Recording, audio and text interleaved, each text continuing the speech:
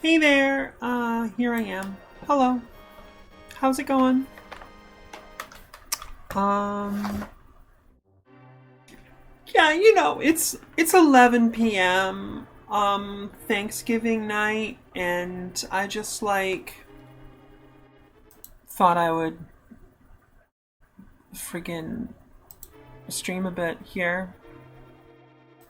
How's the That seems really quiet. Why is it so quiet? That cannot be right. Why is that like that? Hold on, I can figure this out. Probably because of this, right? Yeah, that's better. Actually, maybe a little less than that. Just a touch. A little bit less. I don't know. Probably a little less than that too, actually. Do do do do. All right, yeah, I think we can do that. Right? You let me know if the audio is too quiet or whatever. Oh, the screen is off. Okay. Do I go full screen? Is that what I do? I probably should silence my phone, right? Yeah. Hey, so right. I don't know. I had dinner and um there should be the pregame thing on the screen. That's too bad. How do I get that on there? Yeah, so the pre-game message. SNES. Oh, what kind of a window is that? Okay, it's one of these funny little window capture. Okay. Add existing pre-game message. Okay. Yikes. That's a big yikes, right? Probably should have figured this out before I started a stream, right? Wouldn't that have been a lot cooler of me?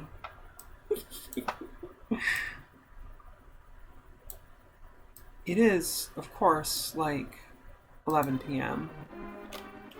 Um yeah, so I had dinner and I watched MASH season 3 episode 2, which was actually really great. That show, mixed bag, frankly. Mixed bag. I don't know if I've seen an episode yet that's been bad. Like, bad. Maybe some, poor episodes. Probably at least a couple of poor ones. But it's mostly, okay, decent, and, good most of the time.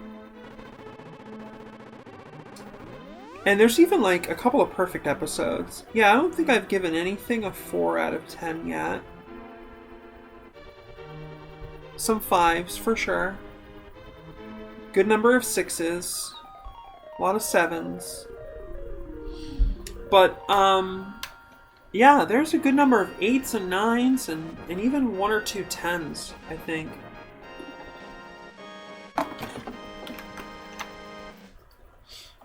I started watching it because I finished watching Community for the 4th time. And there's a whole episode of Community, the sitcom, that is an homage to MASH. And the 4th time I watched it, I just kind of had this moment where I was like, gee, Dan Harmon seems like he likes MASH. Maybe I'll check it out. I did not like the movie. I thought it was too goofy. And what I like about the show is that it does a pretty good job of treating the the setting and the premise seriously, and then having comedy besides, right? That's been cool. And then I watched Venture Brothers, season 4, episode 16. which is the season finale for season 4. Very classic episode. It's beautiful, honestly. It's artistic. There's a poetry to that episode. And there's a poetry to a lot of Venture Bros, especially when you get to like season 3 and beyond. But yeah, it's a great episode. And then like there was that part of my brain that was like, you should go to bed. And then there's the other part of my brain that was like, yeah, but like I don't feel like it, so how's that gonna work? And now there's another part of my brain that's like, hey, I thought you were this badass, like, hypnosis master. Can't you just do a thing? Yeah, I could probably figure it out, but, like, where's the motivation? So, yeah, I haven't streamed in a couple months. For a couple reasons. If you check out the public blog entry that I posted on my Patreon, there's some info there about like how I had to get a day job, so to speak. So I've been doing that. That's been a big part of what's going on. But also the game that I've been playing more than anything for a while has been Castlevania Symphony of the Night. And that, you know, like that, it was October, you know, right? And actually the thing that really prompted me though, and I think he did this because it was Halloween season as well, Stray Fox has an amazing YouTube channel where they do these incredible like retrospectives on classic games, mostly from the 16-bit era, I think. And partially what's so amazing about the Stray Fox stuff is the production quality is out of this world. Like, I cannot believe how slick, well-made, not in like a shitty corporate kind of way, but like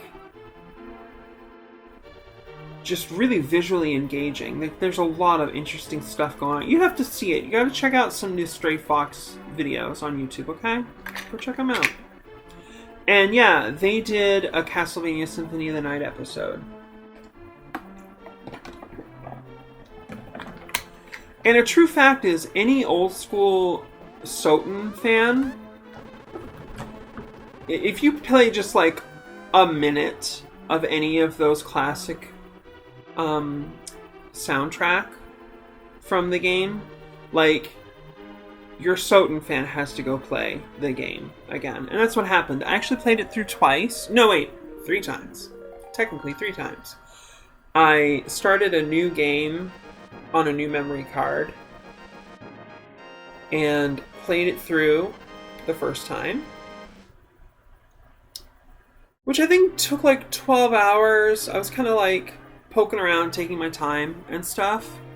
I wanted to get like the 200% completion to get the like best ending, even though it's barely any change. It just feels bad to me if I don't get that best ending. Like, it hurts me emotionally.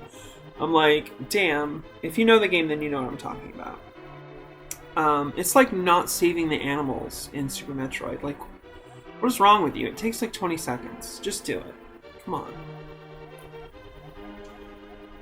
on. And then since I had beaten the game, then I could play through as Richter, which is super interesting. And it's actually, when I first started playing the game again last month, was what I really wanted to do. Because I wanted that like action-y kind of feel. And then it was funny because I just played 12 hours through of the normal game with Alucard, which is much more action RPG. It's not as like high pace. It's a lot more tactical. The way you fight, unless you just blow through the game. You know, if you grind, then it's kind of easier. Anyways. It's actually time to stop doing the,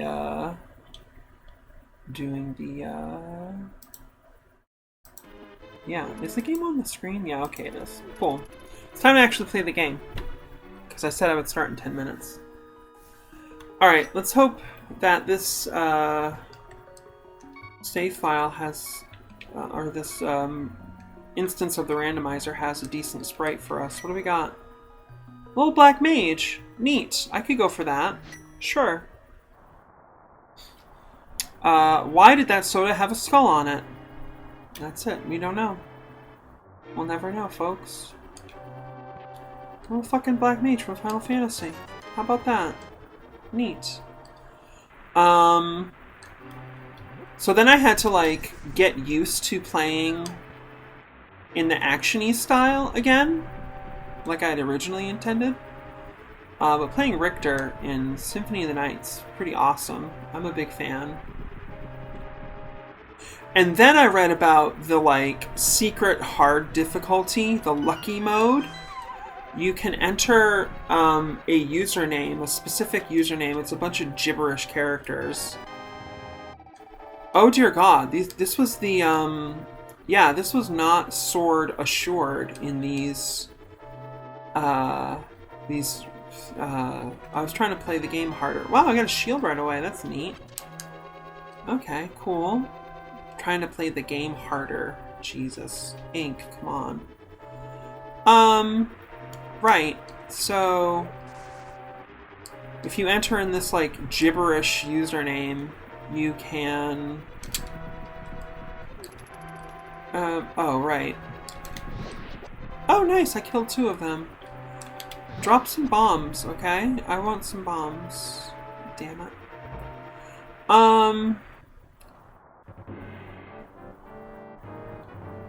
Hey. Hi. Hello. Right here. Yeah, come here. No. Come back. Oh. Hi. Hello. Right. Hi, hello. Oof. Ah, it's really tough. Oh, oh, oh! Aw, damn it. I was trying to get 2 at once, but I couldn't do it. Oh well.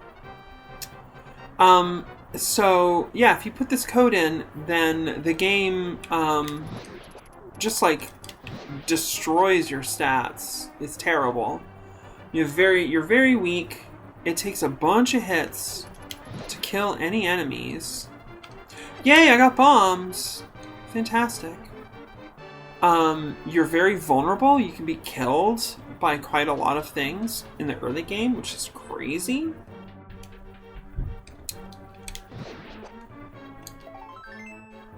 But you have your luck stat through the roof. So you crit a little more frequently, which is, you know, helpful. Pretty nice.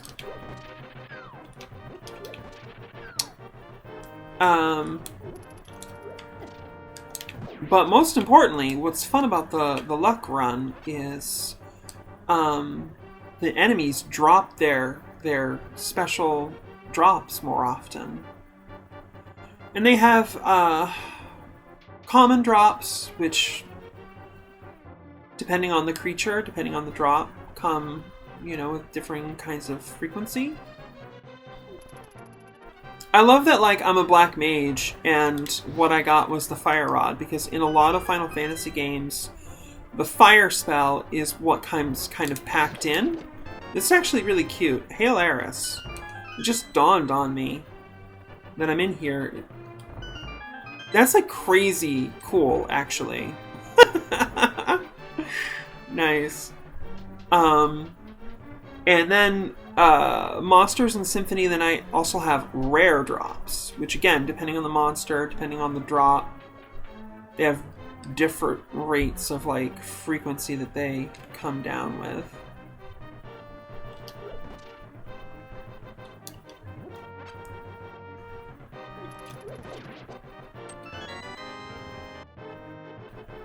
Oh, hi. Get out of here. And, you know, so that run is really fun because the drops, and it's just interesting, you know. It creates a different experience of the game, and you don't have to grind as much to get the really cool shit. You know? And it was fun for me because, like, I got to a certain point. The game was really, really difficult for the first couple hours. And then I got to Long Library. And I killed enough, I think they're called Durans. It didn't take too many. And one dropped a rapier. And pff, it was a whole different game then. I know rapier sounds like, oh, rapier, you know, like, that's a pretty serious weapon. That's cool and all, but, like, it's just a rapier, right? Like, no, you don't understand.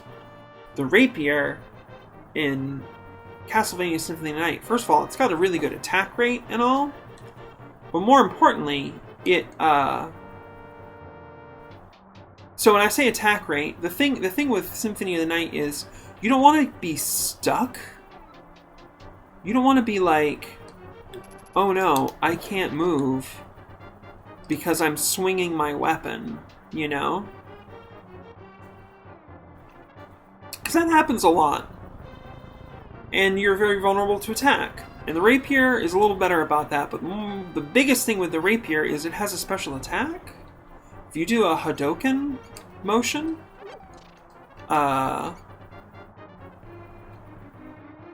it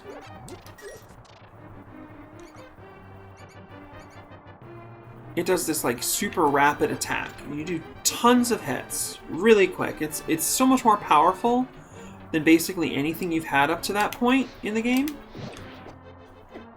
And just like that, it's all gone. Oops. Oh, I'm getting killed. This is a tough run. Well, I'm a black mage. No. Oh! That was kind of lucky. Eh! Stop attacking me. Oh, this is a tough run, folks. The game is punishing me for, like, being away for so long. So that was really cool, you know, getting the rapier and stuff.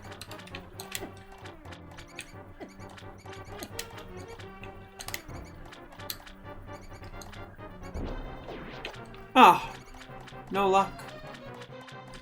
That's fine. So I had a lot of fun playing through the luck mode. That was really neat. Highly recommend it if you have played a fair amount of Symphony of the Night and you want to get some more out of the game.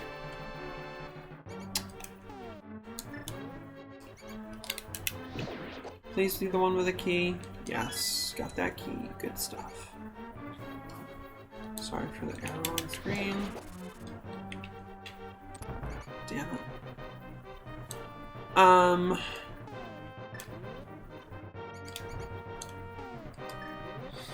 So that was what I was doing for gaming. Pretty much I was doing that the last couple months. And, you know, we did a lot of Mega Man X and Mega Man 2. Nice. Pegasus boots. Fire shield. Okay, interesting. What a weird seed this is so far. I'm not complaining. I like weird. Anybody who knows me knows that I like weird. Weird is good. Other thing is, you know, my life has been so, like, out of sorts and kind of a chaotic mess that, like, I haven't really had time to do a lot of voice training. But I've also been around people a little bit more than I had been previously, so I honestly don't know where that leaves my voice, frankly. Let me out. Alright, look, I'm out of here. Gotta go fast. Gotta go fast. Let's have a water break.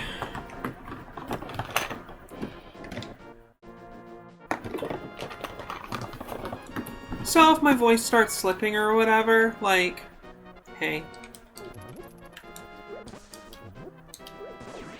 Please don't make fun of me.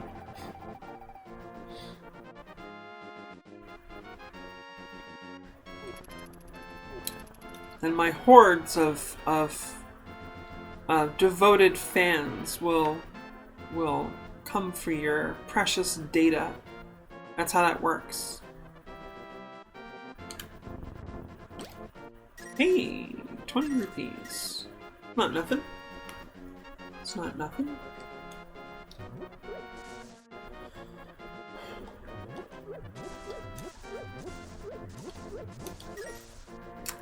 It's been quiet lately because I have spent the last 6 months really trying to grow my in-person social connections. I've been deprioritizing the online stuff. So I actually wouldn't be surprised if absolutely no one came for the stream today. Because plus it's like 11 o'clock at night. I don't know. Everybody's in turkey coma land. Oh, nice! I like this. Now we have magic missile. It's the magic one too. There's a story happening here, for sure. I am completely here for it. I want to discover where the story goes. Oh, we found the single arrow. That's it. That's the game, folks. We won the game.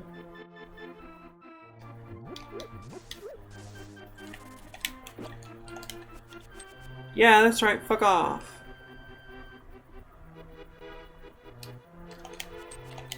I hate you. You're so annoying. Go away. Wouldn't it be effed up if he could take your boomerang out of the air? And he was like, oh, cool. This is mine now. The thing is worth like $1 bajillion. It's crazy. Oh, nice! When they die from being frozen or stunned, they drop a little bit of magic, which is like so cool. That I'm the black mage here. This is just great.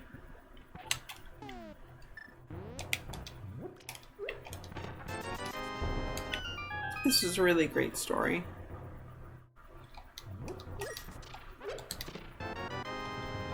So I don't even know. I'm probably not going to finish this run tonight. I'll probably suddenly get really tired at some point, and I'll be like, sorry, folks, that's it. And corollary to that, I don't know if we're ever going to finish this run. Actually, it might never be finished. Don't get too attached. And that's largely because there's just too much going on, you know? I got some expensive brake work that needs to be done on my car. My brakes need to be like completely fixed up and stuff.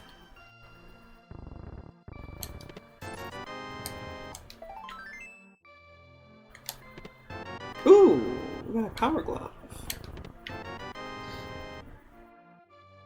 Pack of bombs right when I need them. Nice.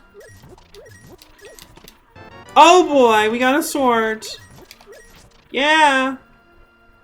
That wasn't too long. That was only like not even 10 minutes. Not bad. I think the way I set up these seeds was that, you know, like the sword would show up sooner rather than later. Not that I could like literally tell the seed generator to do that, but just like, I don't know, something about the way I had it set up kind of made that kind of end up happening.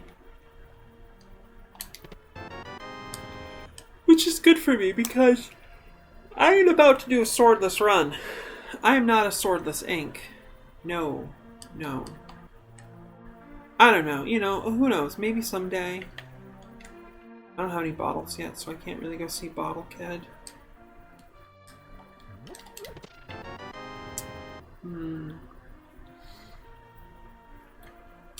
There's also a good chance I'm gonna forget things in this run.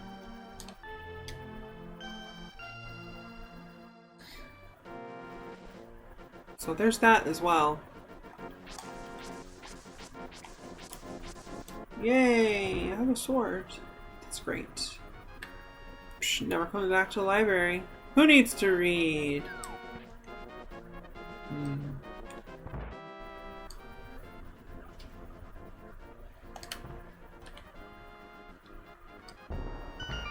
What else has been going on? I haven't been able to meditate as regularly as I had been. I reached a 212 day streak. And then my day job, quote unquote, it's not really a job that happens during the day, it's just like a day job, you know, like colloquially speaking. I did this like really long shift and I did not think about. I completely forgot. I should have set like some kind of alarm or something. Totally forgot that it was time for me to meditate. And I lost my streak. It was just gone. You know? Boof. Goodbye. 200 plus streak. Ripperoonies. Totally worth it. Nice.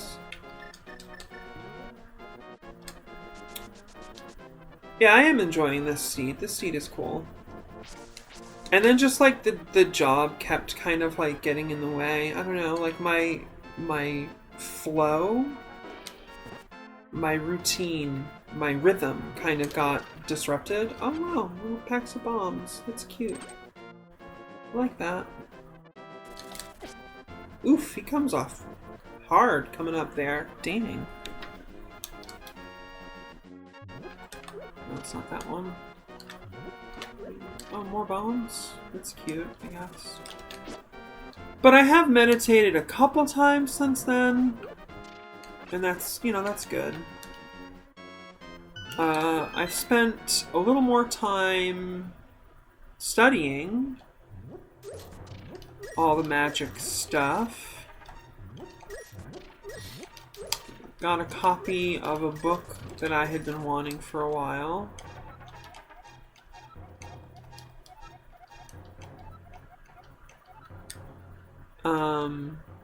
So that was good. I've been reading that.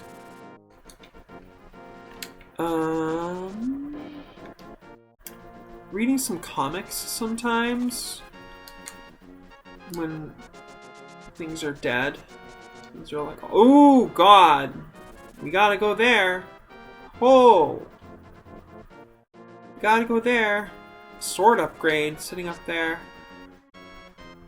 I want to get up there as soon as we can. Yes.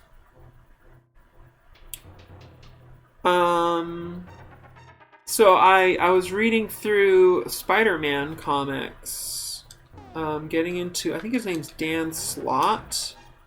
It was a writer who wrote Spectacular Spider-Man or The Amazing Spider-Man for like 10 years. Had a really good run, oversaw the whole Superior Spider-Man thing.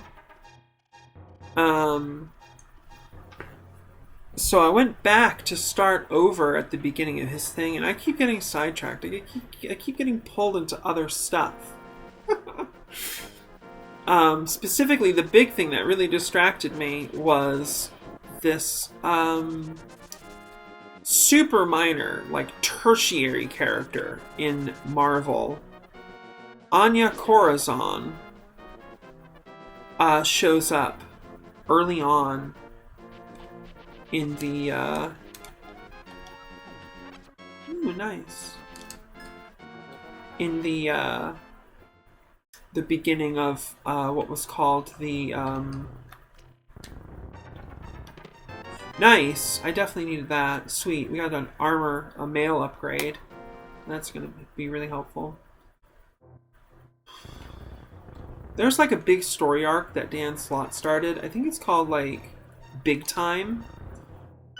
Because Peter finally, like, a friend of Aunt May's hears that he needs a better job and introduces him to like this amazing scientist who has this awesome conjectural sciences lab. Really the cutting edge kind of like slack time work environment kind of thing that we see a lot of these days. Right? And like paying really well.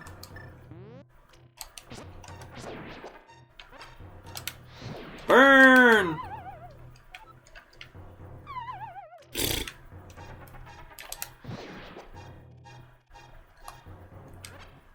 Insert lyrics to a really kick-ass Nine Inch Nails song here. So I started reading that, and Anya Corazon shows up, like, right away.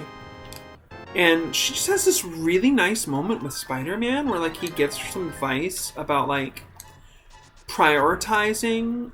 She was having a kind of, like, crisis of faith kind of thing. You know, the kind of thing that Inke really digs. Really appreciate and get into this kind of stuff, right?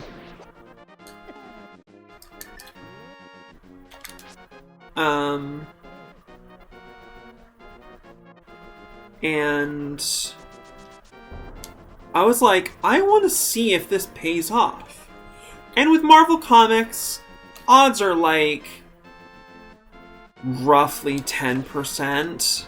Honestly, being honest, with a tertiary level character like Anya is,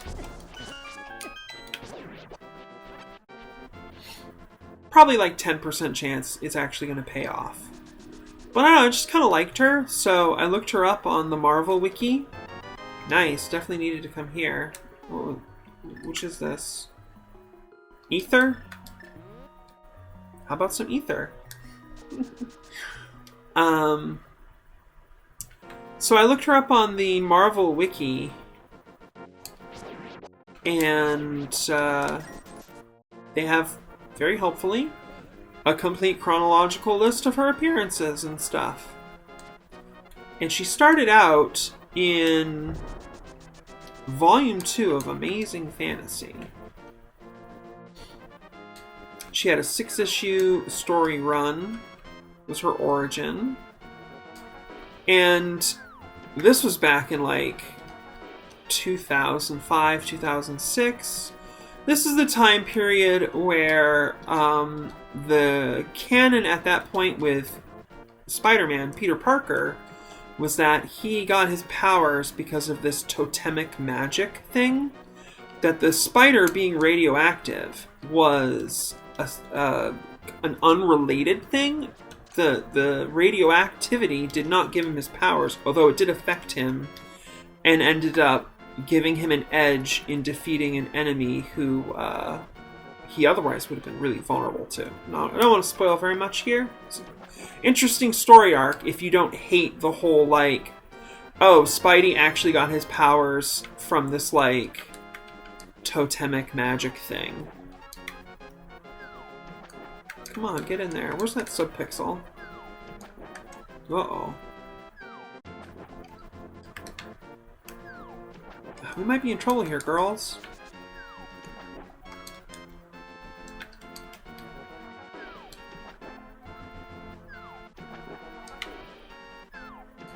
There's a way out of here. I'm just not finding it. Maybe it's because of this character sprite? Although I would be shocked if they effed that. There it is! There it is. They wouldn't have effed that up, because that's so important. That would have... Yeah, okay. The ROM hackers wouldn't have screwed that. And also, shout out to the LTTPR community. Link to the Past Randomizer community. You guys are awesome. You're so awesome. Super appreciate you. I don't know why the hell I came up here. I can't do anything. I don't have the Moon Pearl. Whatever, let's just see what's in here. I don't have the 500 rupees. What the fuck am I doing? I am being... sleep deprived. It's sleep deprived ink. Which old-time viewers of the stream are quite familiar with. So yeah, I just started reading Anya Corazon comics. She goes by Aranya. Aranya. It's like Spanish for spider, or spider girl, basically. And I apologize, not pronouncing that correctly is uncool. I am occasionally deeply, deeply uncool.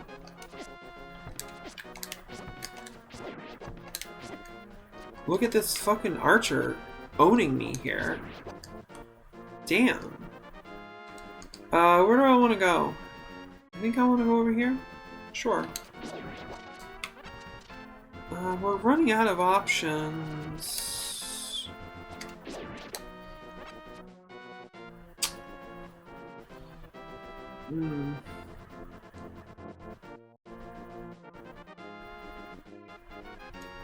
Can't get into Death Mountain without the lantern. Magic Cape. This is a really, really weird run. Super weird run. Alright. So I started reading her, and her run in Amazing Fantasy, again, 6-issue introductory run, then spun her off into her own, I think, nice, there's the flippers, hammer. Okay, interesting. We got a bottle. It means we can go to Bottle Kid. Go earn the green pendant in Misery Mire. Wow, okay, I'll see you later. That's a long time from now. But we'll do that. Okay, so now we have the flippers. We can actually go in that cave and get the item there. Sometimes I think that the shield should catch things that it doesn't catch. Because it's really about which direction you're facing, not where the shield is on the screen. Anyway. We're right here, so we'll get a heal. Her, Aranya, I think it's called Heart of the Spider. If I remember correctly, it was a 12-issue run. And then that was it. And it became pretty obvious that it was not going to last. Now, initially the art was really good. Not great, but pretty good. And just like reading these comics is very interesting because it's clear that Marvel was trying to, like, jump into the whole, like, anime and manga surge that had been happening. A little late to the party, unsurprisingly so, but still, they tried to show up for it. And actually, if you look at comics history in that time, roughly around 2000 to mid, 2005-ish, you see a lot of that. There's a lot of, like, American manga stuff happening. One name that comes to mind is, like, Joe Madureira, who got a lot of work for a little while. I don't know what's happened since then with him. I can't say one way or the other. I think I pronounced his name right. Apologize if I didn't. Oh, nice! Red mail. That's super nice. That's not bupkis at all. That's good stuff. Alright, so we have Hammer. This is weird run. We could go to the Dark World, but we don't have the Moon Pearl.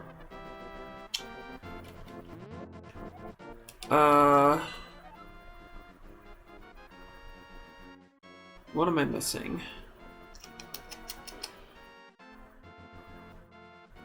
I think I could probably... Where does this go? Oh, I know where this goes. Is this right? I don't want to go here. I want to go around here. But then, as you get more and more issues into Aranya, Heart of the Spider, like, something starts to go wrong. I wasn't paying close enough attention. I think the artist changed. Now, I'm not here to badmouth an artist specifically, because it's not just about, like, the artist and their skill level, there's a lot of other market factors involved too. I mean, this is an employment situation, and this person has a job. They're given a job to do. You know, do these many pages, put this stuff on these pages, and you know, get it done by X date. You know, and it kind of seems to me like somebody was thinking, all right, let's cut back on the expense that we're putting into this, and maybe it'll pick up. But it's like, no, you just made the comic worse. There's the Moon Pearl. How about that? Now we can go to the Dark World. That's neat. That's just very neat and tidy. I'm amused. This is my amused face. And honestly, it seemed like the writing, like, kind of got for the worse as well. And not to knock anybody, I'm sure market forces, capitalism. Market forces? Market forces. Birdie, birdie, birdie. That's why they call me Punchy. How about it? Right? But yeah, the whole like manga style thing went beyond just the art style. The writing was very much like trying to emulate a lot of anime tropes.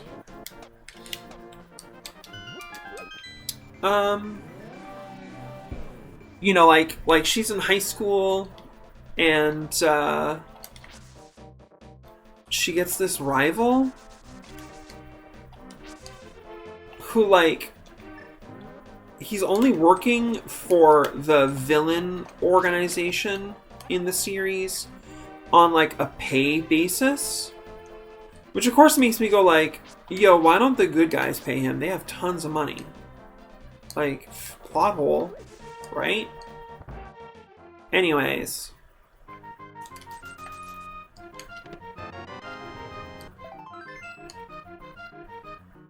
He fucking goes to her high school under an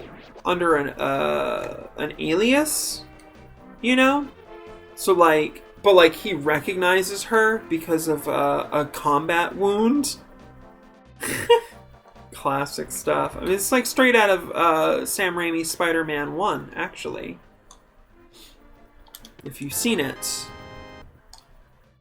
it's a pretty good movie. Pretty good movie. A little janky, but it holds up. Entertaining, good stuff. It's got a good heart, and you know that's really important. That's really important to me.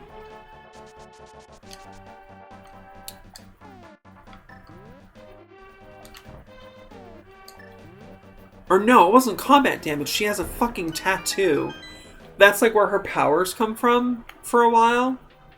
Anyway. They just kind of wrap up the story eventually, and more or less. It's funny. They basically are like, you know what? This isn't working.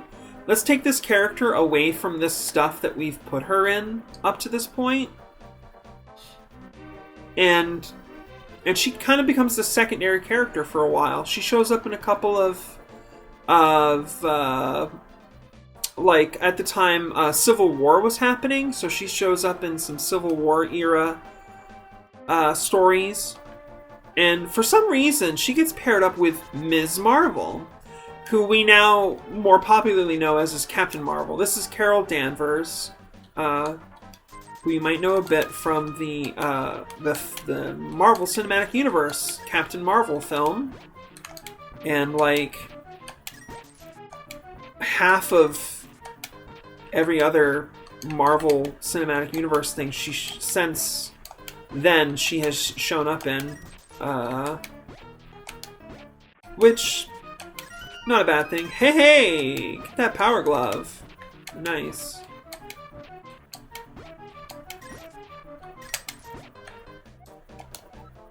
Pro tip.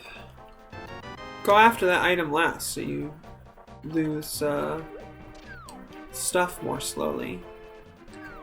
Okay, this item distribution is really starting to bend my brain. Like, who should we... We don't have the mirror, so maybe we'll just come back here later and do all that stuff later. Yeah, we need to find the mirror. I'm hoping to find the ocarina, aka the flute. That would be super helpful. That'd be nice. So then she kind of becomes like this secondary-ish character in the new Ms. Marvel series from about, I don't know, this was like I want to say 2008 or so that this was going on. Right around the time of the Civil War starting. Ms. Marvel got a new series. Pretty good series. I have now read the first 24 issues of its 50-issue run. Which is a pretty, I think, pretty respectable run, you know, for a somewhat secondary Marvel character. Hype cave, hype cave, hype cave. A lot of nothing. That's too bad. That's too bad. We're hoping for a lantern or a flute. Where do I go from here? Well, we have the hammer, so we can get back up here. We can do...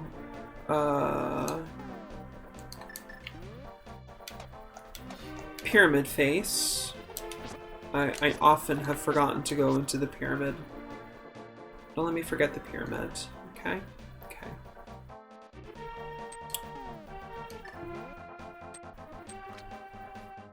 So yeah, I just like read these because Anya shows up in several of them. And I just kind of started wanting the whole picture. This is the Marvel Comics like plot. This is how they get you. You know? They shuffle their characters around, they get you interested in these other characters, and before you know it, you're just completely lost. Oh, and that also actually made me read,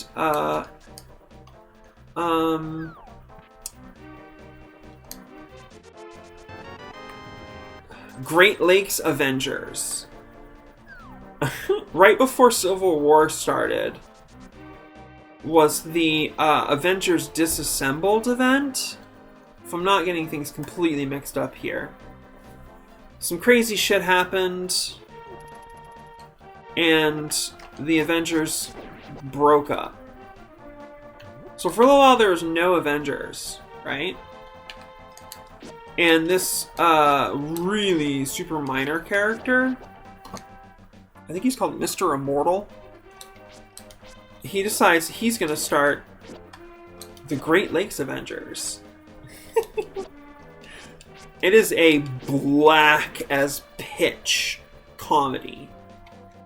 Short run series with, I think one special issue was like a Christmas special. And I liked it. It was good. Good art. Good writing. Squirrel Girl is a main character in it, and she's got this like little squirrel companion friend person who, frequently comments with distaste on how graphically violent and perverse the proceedings are, which make that kind of thing more palatable to me. Like, anybody knows I like perverse, vulgar things, as long as they're not, you know, super homophobic and shit. I think at this point I'll have to save and quit. Probably. Yeah, I'm gonna go ahead and do that. Because I don't have the hook shot to get to the other side of the way anyway, and we're gonna just do that.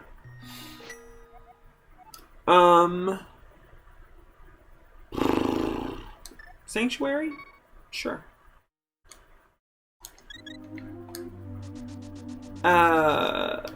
Yeah, Great Lakes Avengers. Good stuff. Funny. pretty self-contained, which is not easy to ask for when it comes to the big two comics companies. Unless it's like Alan Moore wrote it or somebody, you know? And, you know, there's heart there, too. I wouldn't really endorse anything if there wasn't some heart to it. Nice, there's that lantern. Sweet. This is a hell of a run. This is a really, really interesting run. I'm provisionally giving it the old ink thumbs up. Inky thumbs up. Be careful, don't get your papers on there. You'll have to explain to your English teacher that that ink got her inky thumbs on it. Right. So yeah, I was cooking through the Anya Corazon stuff. Got pulled into Ms. Marvel. Because Anya, she wasn't even like a fucking actual character in the Great Lakes Avengers stuff. She just like... She has like a panel where she says, no, I'm not going to join your shitty Great Lakes Avengers, basically. But I got interested in the comic, so I read it.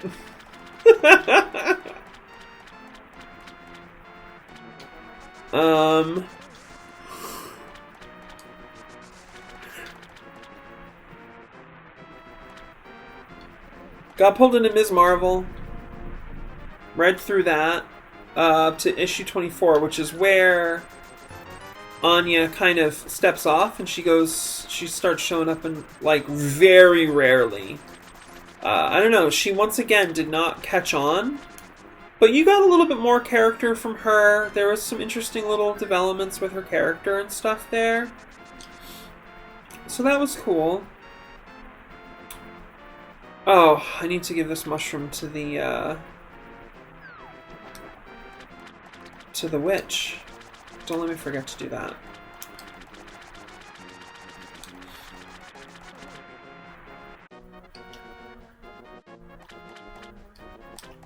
And then, I don't know what we'll do, Death Mountain. We have the lantern. Yeah. So, yeah, Anya, like, becomes very, very infrequently seen for a couple years after that. And actually, her next appearance is in, like, a backup story to a graphic novel, like a collected release of a Spider-Man comic.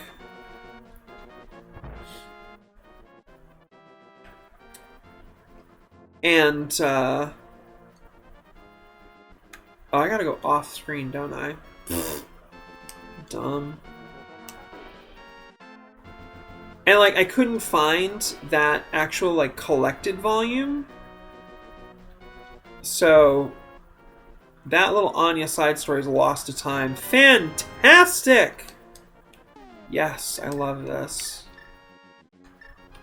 I love this. And don't let me forget to talk to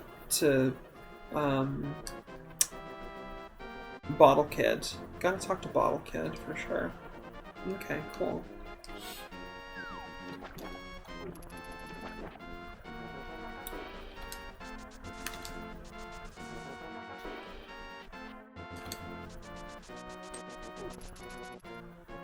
Yo, loser! Boom, you got wrecked. I got the Master Sword now. Huh! Huh! One hit. You're done. Nice. Super nice.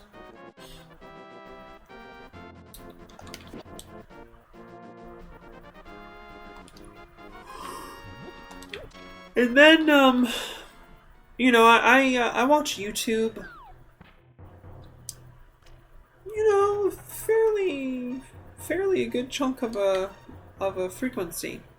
You know, I do myself a good bit of YouTube watching. I like my my media essays and my leftist discussions and things like that, obviously. And I was scrolling through my recommended, and I kept getting recommended this video about how Miyazaki made Nausicaa of the Valley of the Wind like his own thing, like his masterpiece. I think it was after I had watched a video by the same video creator.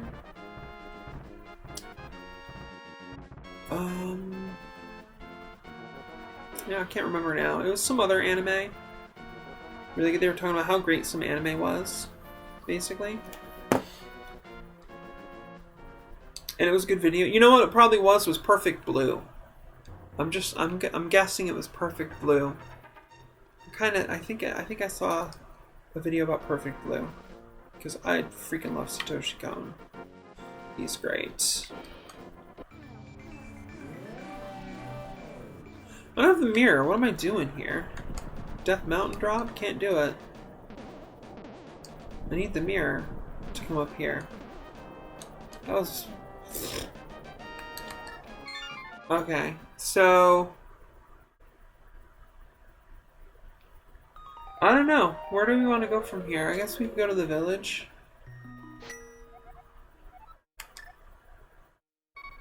And we got the mountain cave, you know, quick start, so that's good. That's good. That helps.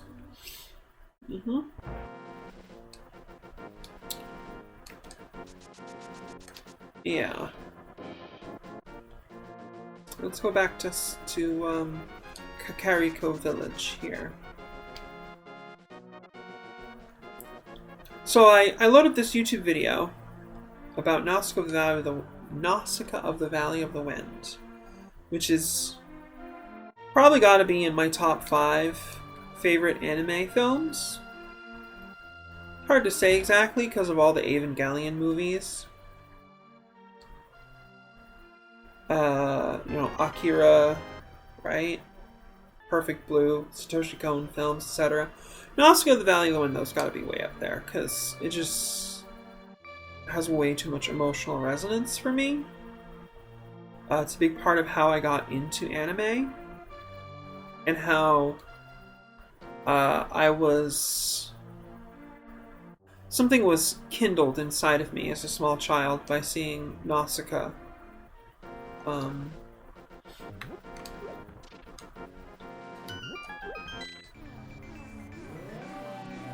There's a somewhat new left-tuber media essayist.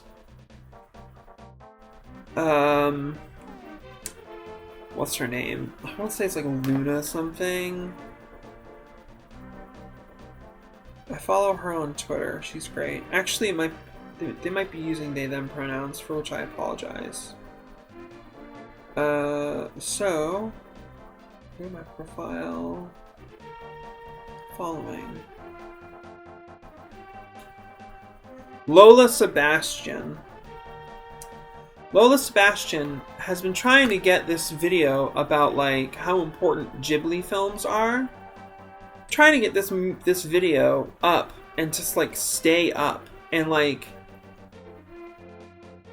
I don't know if it's Ghibli or Disney or somebody keeps content IDing these videos of theirs. And it sucks because it is unquestionably fair use. Not only that, but like it's so important in terms of like film studies and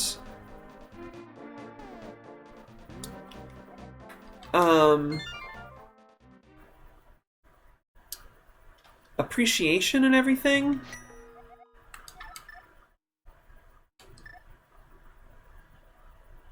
Yeah, let's do the sanctuary. That sounds better. Can you run, mother? And I, like, when Lola Sebastian first uploaded this video, I got to watch, like, the first 8 or 12 minutes of it or something. You know, I brush my teeth and I watch YouTube. And I was like, damn, this is a great video. I really like this. And then it was gone. And then they were posting on YouTube about, like, how shitty it was. Or, sorry, posting on Twitter about how shitty it was that it got taken down and stuff. I was like, yeah, that's shitty.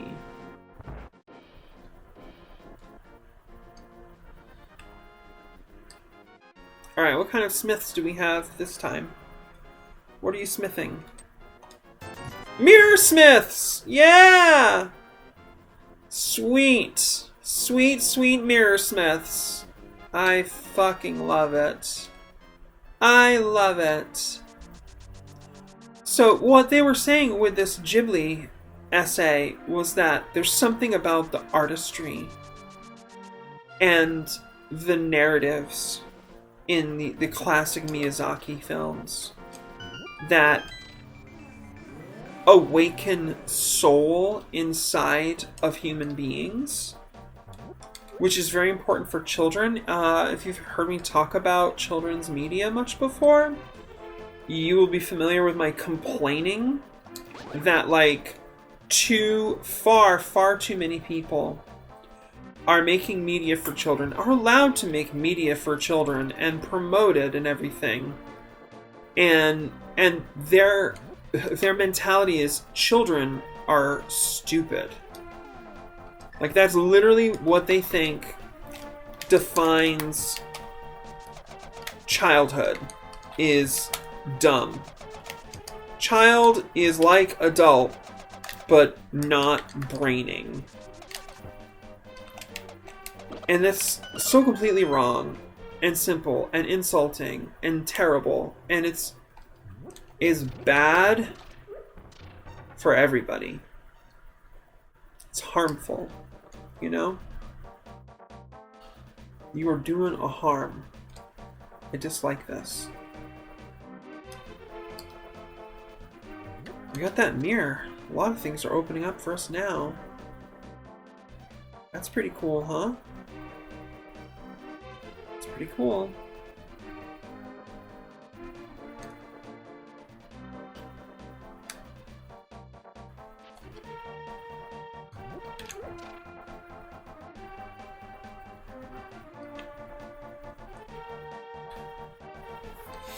Anyways, that's what I think about that. So I was really liking this video by Lola Sebastian. And it's just not up. Like, they've tried to upload it again, and it keeps getting taken down. It's fucking crime. It's absolute crime. Such a great video. Really well made. So once again, I hate capitalism. Capitalism bad. It's such a waste. We could be doing so much more collectively.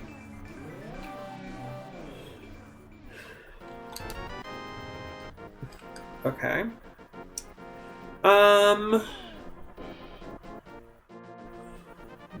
Do what now? Oh yeah, I know what to do. I know what to do. We're going over here. Wow. Okay, nice. Cool, good for you. Alright.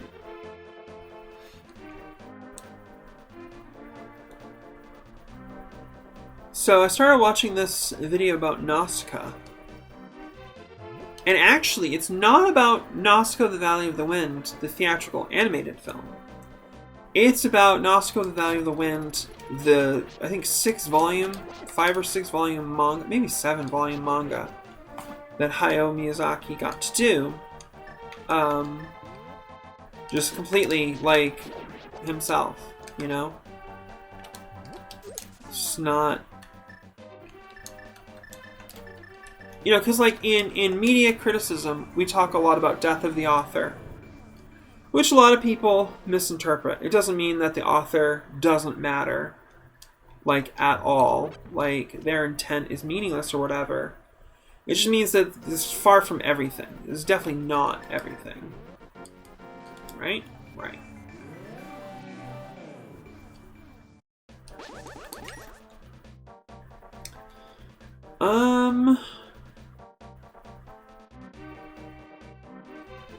Yeah.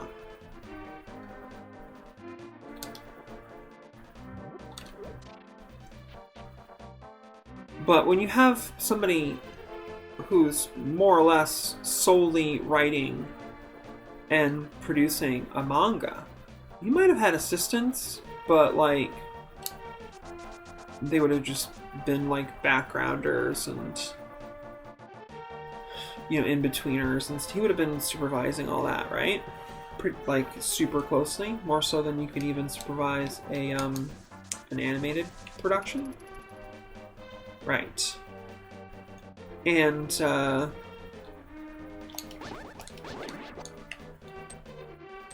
oh hell yes, girls, we're getting that level 3 upgrade. We're getting that tempered sword. It's coming. It's coming. We got the magic cape. Yes, hotness. Hotness abounds. Okay. Okay. Oh shit! Damn. All right, we're fine. It's cool. It's fine. So, you know, this video is like about the manga, and it's like, well, it's a terrible thing. I have to admit, I've not actually read the Nausicaa manga. As much as I love Nausicaa, I haven't read the manga. I know it's terrible of me. But that's just how it is.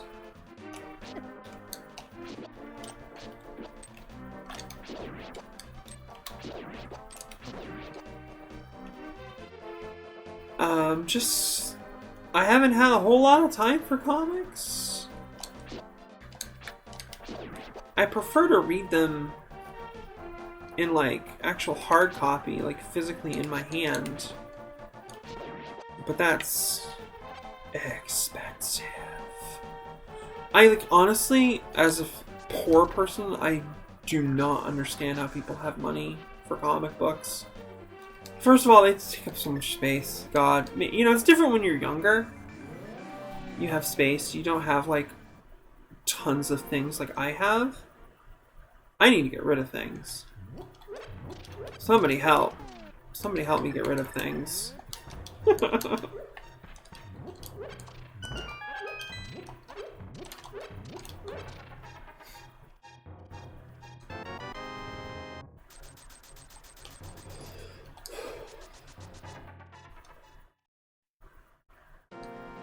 So just like owning. Where do we want to go from here? We want to go down there. Is there anything else we need to do? Not really. We're gonna save and quit. Start over at Inke's house. Let's go to Inke's house. Right, right.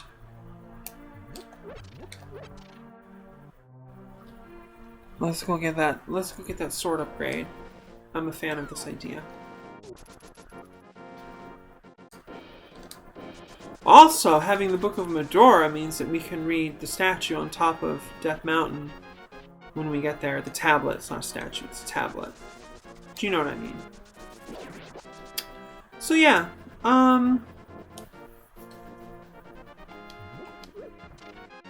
I started reading the Nausicaa of the Valley of the Wind manga. I'm like 80 pages into the first volume. Very similar to the film so far. There's just like more detail. I know it's probably like, duh, of course. That's what happens when you have a book instead of a movie, right? It's interesting though. You get a more of a feel of like the things that are happening in the broader world around our main characters.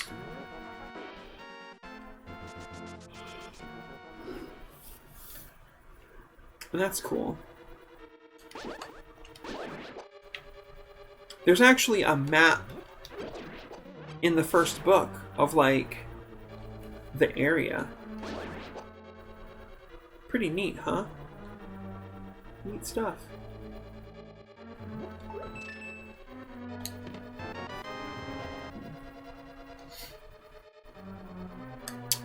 So yeah, that's been good. A little more insight into the characters, which is really great after being a huge fan of the film basically my entire life. More so in the last 20-ish years when I rediscovered it. Because I saw it when I was very, very, very, very, very small. And I did not know what I saw. Am I going for the wrong thing? Oh yeah, this is the one with the fairies, right? Oops. Yeah, this is the fairy pool, my bad. I want to go to the other room, up top here. Sorry. Oh, I've never seen that before. That was interesting. I love coming to these, like, first couple of, like, medallion, dungeons with, like, a master sword or even higher. It's hilarious.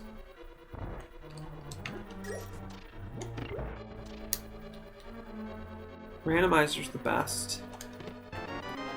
Get that one key!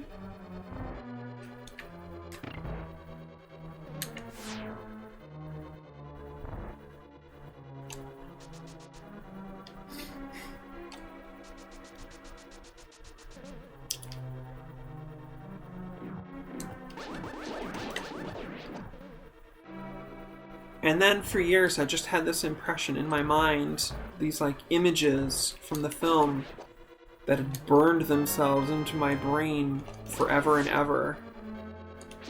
Because Nausicaa is an incredible film that will sear itself into your brain. In a good way.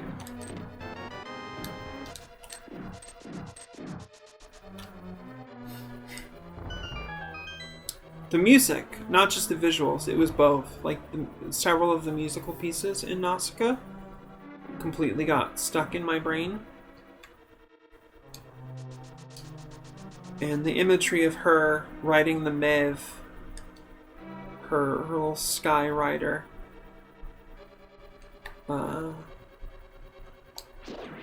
Just incredible stuff. And then for years, it was me wondering what that was. And then, like, discovering anime at all, like, knowing what the hell that was. And yeah, it's a crystal in here. We need to finish this dungeon anyways. And then once I knew what anime was, I would try to talk about it with anybody I could. And if I found somebody liked anime and manga, right? 10 points if you know what I was just referencing. It's an old YouTube poop meme.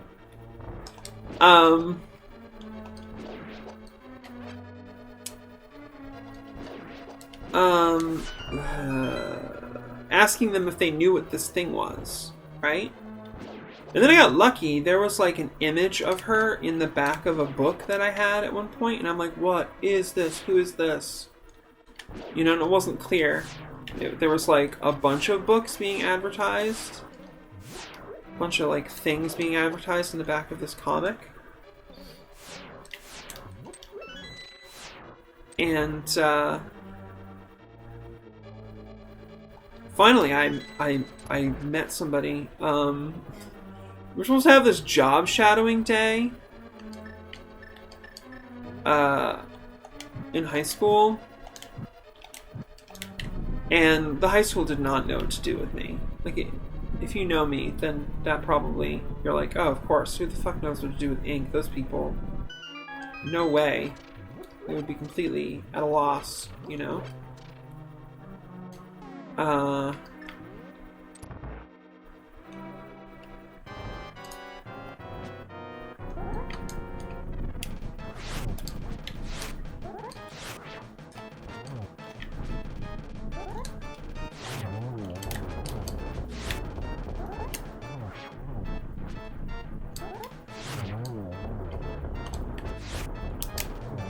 Nice! That was not too bad of a fight. I got lucky there. Got lucky there. So they sent me to vocational tech school, or tech voc. It's past midnight. My brain's not working. Some kind of tech thing. This place, I didn't even know where the hell it was. I got on a school bus. They sent me off here to this place. Right. Okay, fine.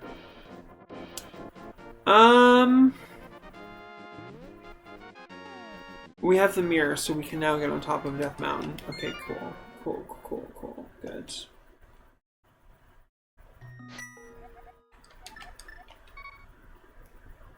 Kiss from Old Man. Here we go. And I got very lucky. I was in like a drafting or like this like drawing program for a day.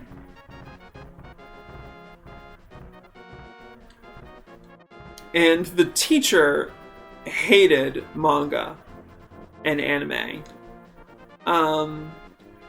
This would have been like roughly 1998. Right at the surge of Dragon Ball Z and Pokemon. It was like, you had to be there. Like, literally 1 minute anime was something that, like, if you had a Blockbuster video rental store in your area, like, it had some anime shelves. It had, like, a little area, you know? Depending on the Blockbusters, there might be, like, 3 or 4 racks of the stuff. Nice! Get that half magic! Sweet, I love it. That's great for this character. That's really neat. We gotta go in here to get this crystal anyway. Let's do it. I say let's do it.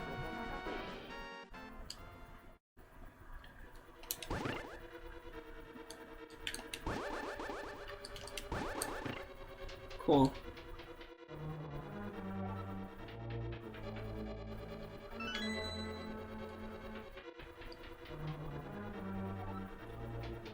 But I got lucky because there was this one kid there. I think he was like a year or so older than me. Nice, magic powder. I love it.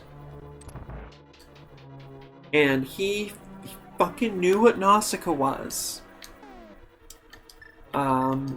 Extremely lucky day. He told me, oh, that's Nausicaa of the Valley of the Wind. And I was like, oh, damn it. Oh no, I got it! Nice! We got the glitch. This is a crazy pixel to get this glitch on. But, okay, I'm not gonna complain. Gives the hands a break here. Drink some water.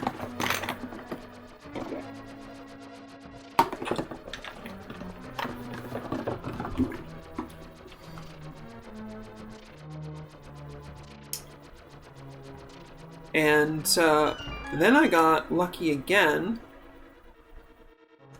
Okay, well.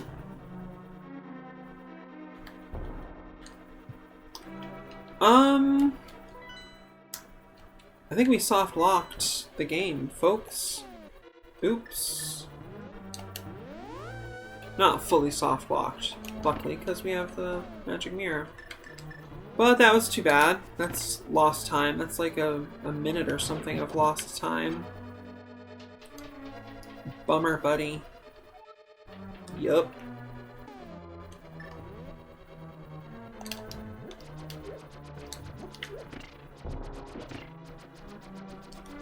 Yeah.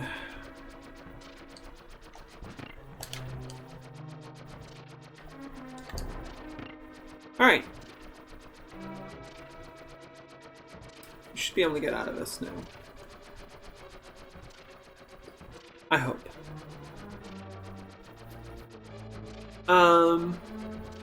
Then I got super lucky. There was this kid at my school. His dad, maybe his dad and his mom, I don't know. They were like missionaries or something. They were Christians. And they had been stationed in Japan trying to, you know, promote Christianity.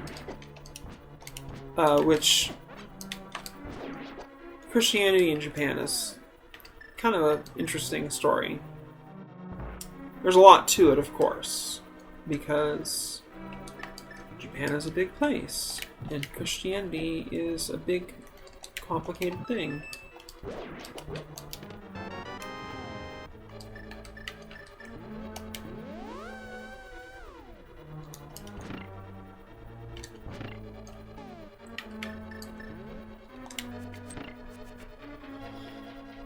But he had come back to my school when he was in high school aged, and we were in the same grade. We were actually in chorus together. Got to know each other a bit there. I don't know if I could say we were ever friends.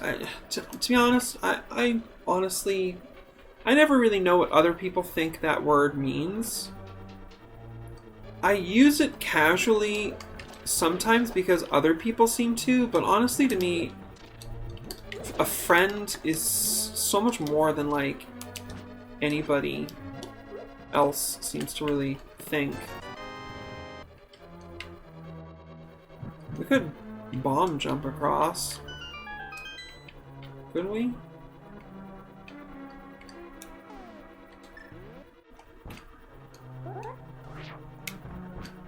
Oops, that's not gonna work. Cute, nicely done. Can you tell that I never do that bomb jump? I don't really do bomb jumping in general. I'm not much of a bomb jumper. Usually I get the hook shot by this point, so I don't have to try. Alright, I'm not gonna bother with that. Bunch of nonsense. Okay, we'll just do it the normal way. So, I got to know this kid a bit, and I knew that he had been in Japan for years. And, like, I remember talking to him about Dragon Ball Z. Because I was into Dragon Ball Z. I was one of the first American kids to get into Dragon Ball Z because of it being on American television. Because it was on at the ass crack of dawn on Saturday mornings on the Fox network. This was when they played the Rock the Dragon theme. If you want to have a little laugh, do a YouTube search for Rock the Dragon.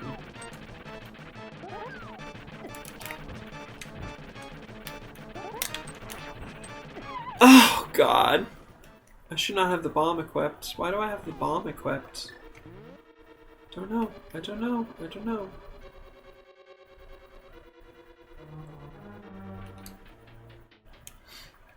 Anyways. And I remember talking to him about the plot. He was like trying to figure out where it was in the story. And I said, you know, such and such, something or other, Gohan and Piccolo. And he gave me this look. He's like, Gohan and who? And I said, Piccolo, big green guy with antlers. And he said, oh, Piccolo. Piccolo. You know, like he pronounced it way better than I could. Or even still can. Piccolo. You know, right? And I remember being like, oh, Piccolo. You know, like, ooh, interesting. That's his real name. And then later, over the years, I got a more nuanced kind of perspective on the whole thing. Because, like, I mean, you know, it's really kind of a matter of preference. Like, what do you prioritize? The way it's pronounced in the original Japanese televised series? Or the fact that, like, the name is intentionally a reference to the musical instrument, the piccolo. You know? Like... And then, you know, what is anything? Like... How is anything in particular? What does any of this mean? Doesn't mean jack shit. I think we can get across this bridge and then go do some very fun stuff here. We can do Death Mountain. I think we can do Dark Death Mountain. We're gonna have a good time. Punk!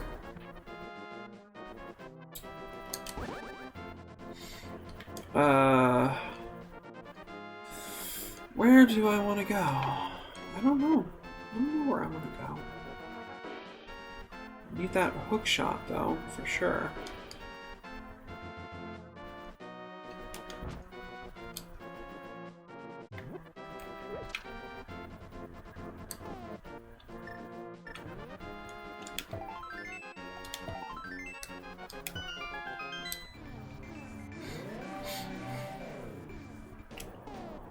Oh, nice.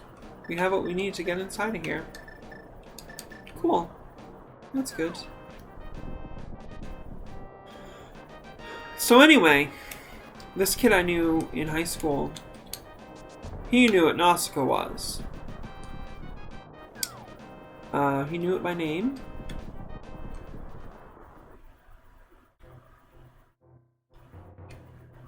And not only that, he had a VHS copy of the film. He had it on VHS. No subtitles, mind you. Just the movie. And he let me borrow it.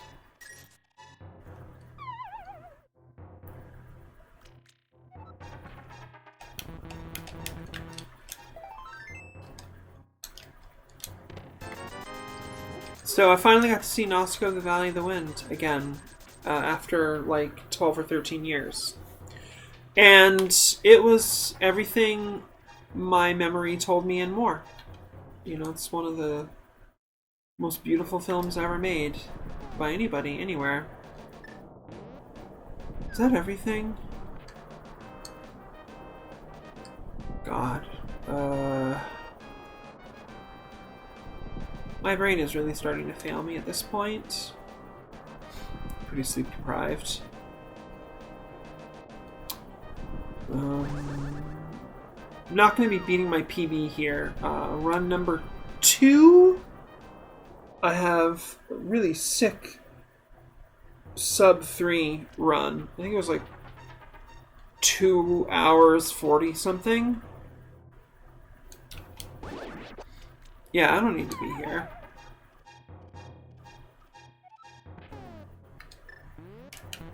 Ugh. I did this thing.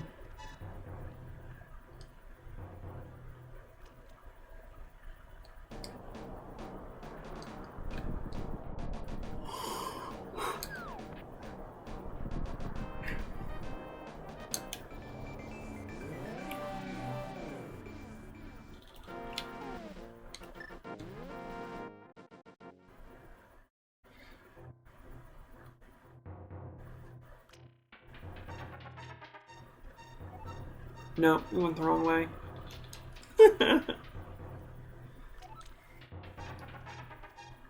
See, I'm so used to coming to this area from the bottom left just by having hookshot way too early in this game because it's randomizer, so I'm all fucking confused. I'm like, where the hell am I? What am I doing? Where am I going here? What's going on?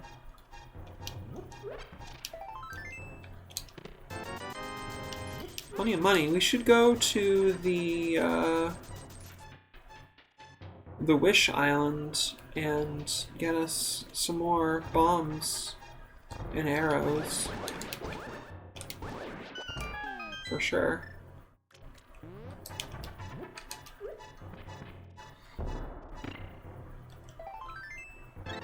Nice. Wow, tons of money. A bow and arrow or a flute would be super fine anytime. Super nice. I'd be pretty cool with that. For sure. No complaints.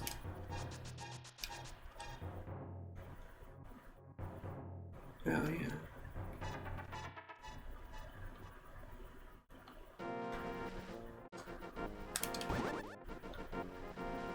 Nice dodge, Inke. Damn.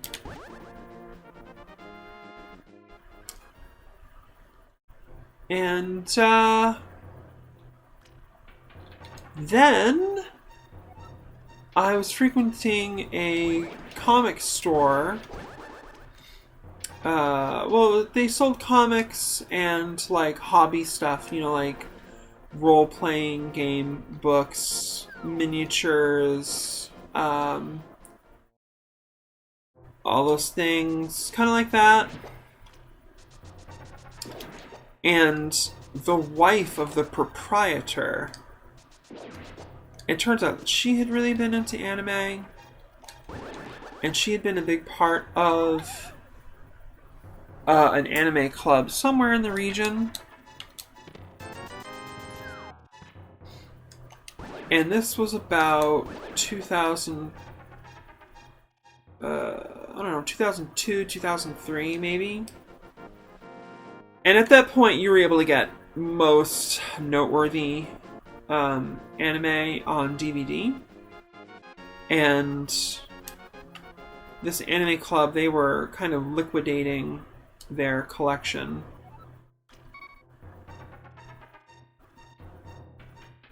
Of old fan sub VHS tapes. And I got some pretty interesting stuff there at crazy good prices. The entire original run of Digi-Charade, which I haven't watched in a while. I should watch it again because it's only like,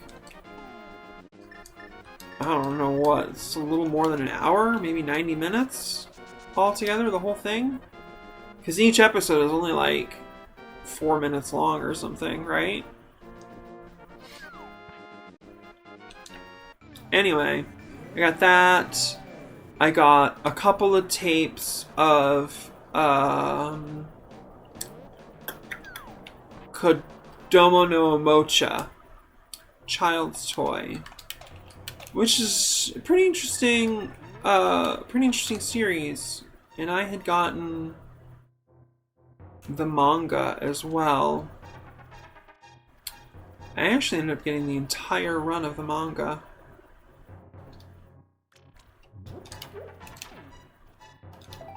God damn.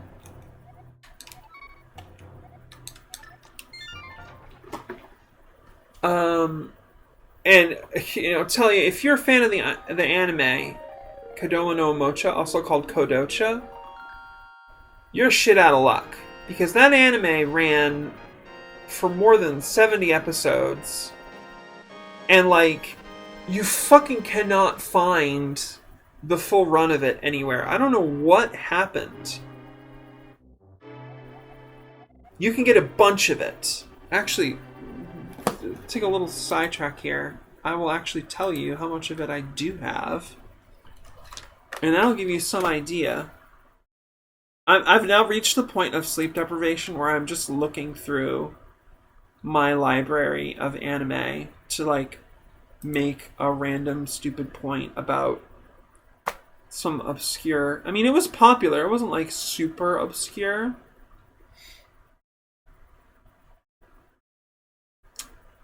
Where the hell is it? Oh, wow.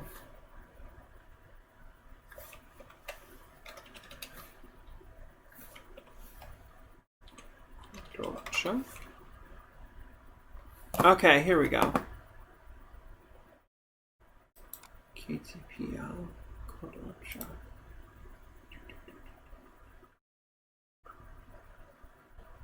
The fuck?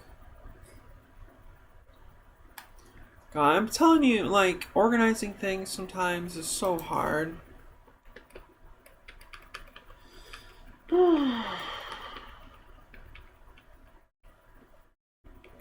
So much anime I'm probably never gonna watch. God. Alright, look, we'll just do it this way. This is fine. So yeah, I have got up to episode 46 of Kodocha. Okay? 46. I haven't started watching it because, again, it's like, what is the point?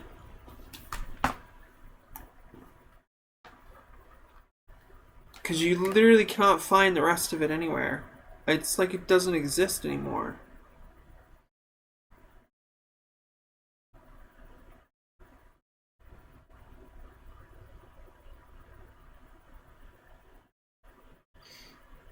There were 102 episodes of Kodocha.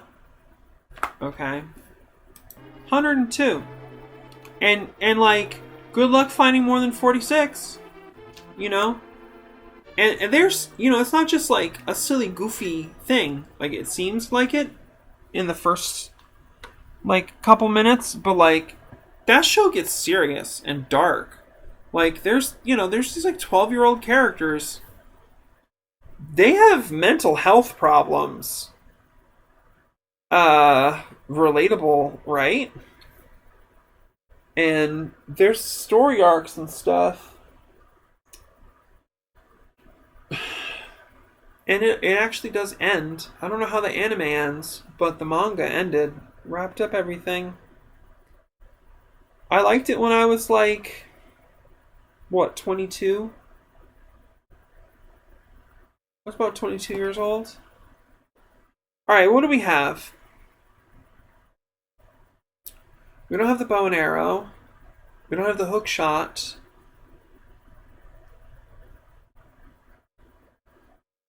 Oh, jeez. Jeez Louise.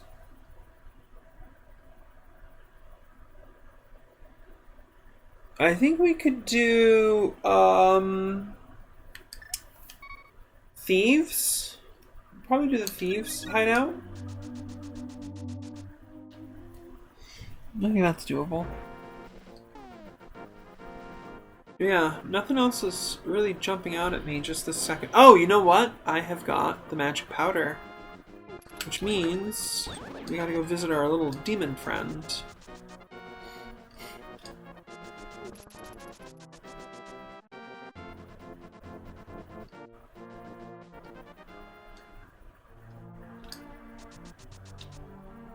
So yeah, I picked up 3 tapes of Kodocha, which is like, I don't know, 12 episodes maybe?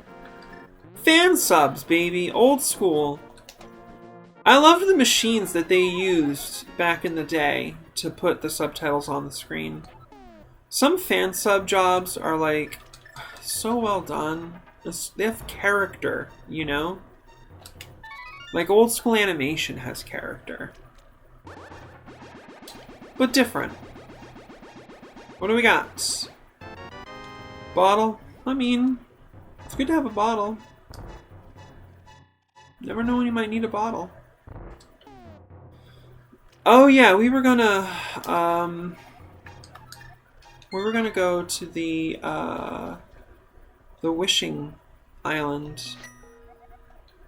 That's a good idea. Let's go do that.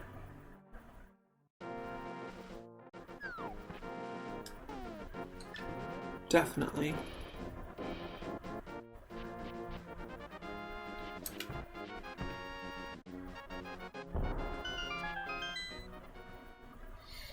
Also, I think we got a piece of heart waiting for us on the little lonely island that you gotta use the mirror to get to.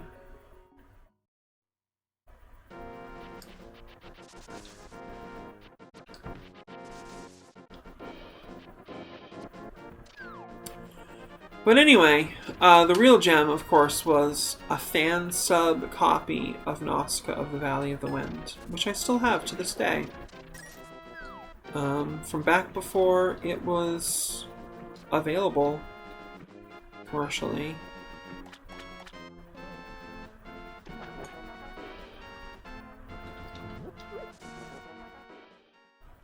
Pretty cool, right?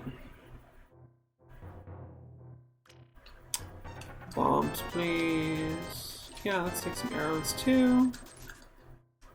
You know what? Here, we'll just blow this open.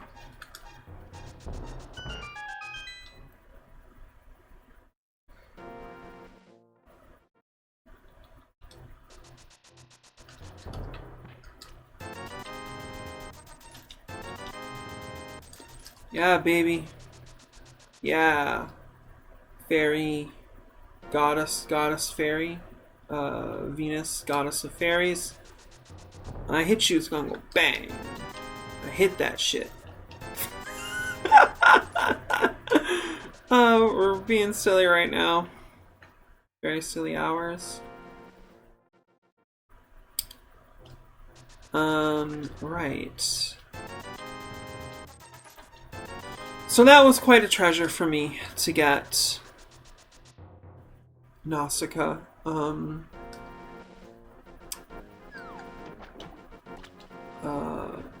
With subtitles, I could actually read it and fully understand what was going on and everything. Can't put a price on that. And now I do have it on DVD as well. I have a real copy. It was gifted to me by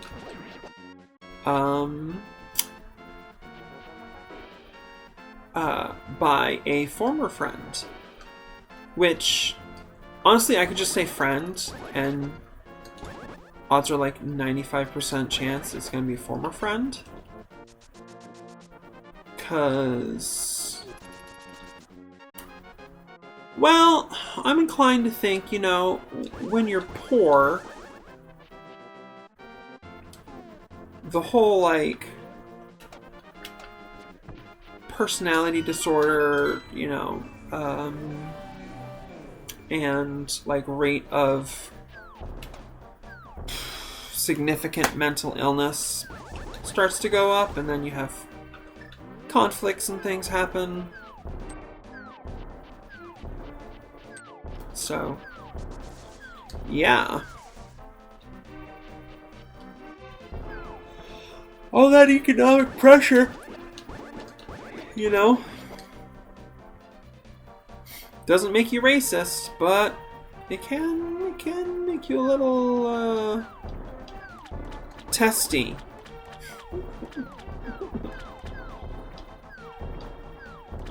Can make you a little testy.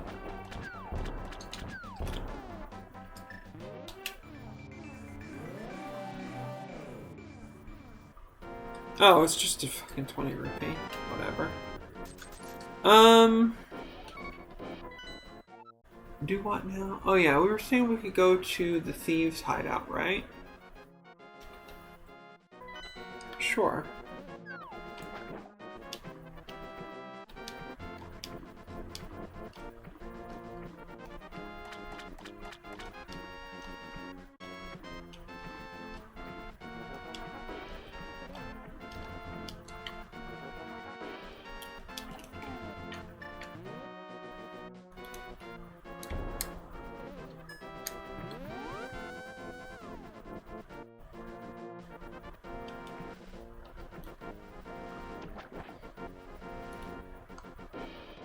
So yeah, I took a little break from the Anya Corazon stuff because I want to be able to watch this video on Nausicaa, the Valley of the Wind, because the video looks really good. I want to know what this person has to say about Miyazaki's process of making this book.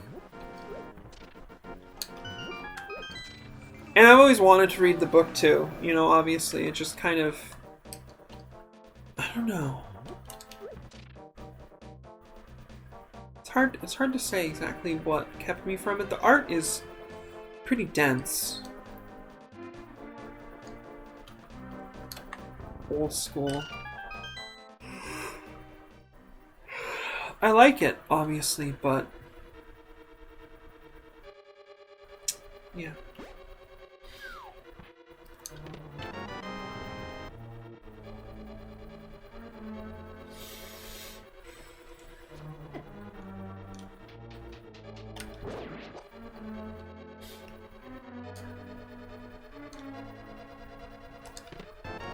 Nice. Good to have those, for sure.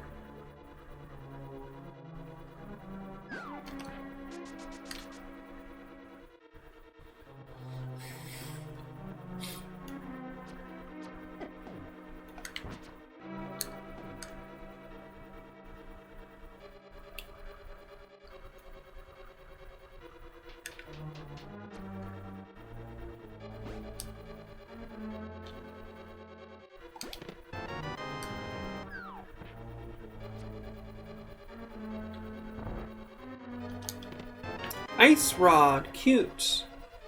Well, we can beat Trinex now. Oh my god, the little Chrono Trigger cat! That's adorable! I mean, you're crossing, you know, properties there. The IP is not the same. I mean, this Black Mage is almost like Final Fantasy IX Black Mage. That's a long ways off from Chrono Trigger. That's way different. I mean, you got 3 major Final Fantasy games after Chrono Trigger, 7, 8, 9. So, but I'm not going to complain. I like a Chrono Trigger reference. I'm a fan.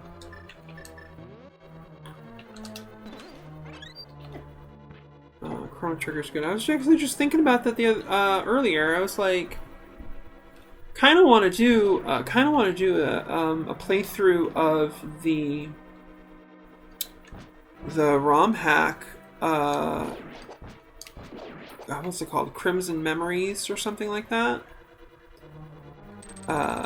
This fan community, this amazing group, did an entire overhaul, making virtually an entirely new game out of Chrono Trigger to create the interquel that would come between Chrono Trigger and Chrono Cross.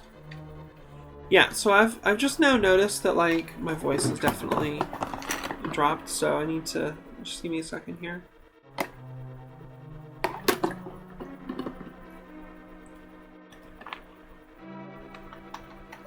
Okay, that should be a little better.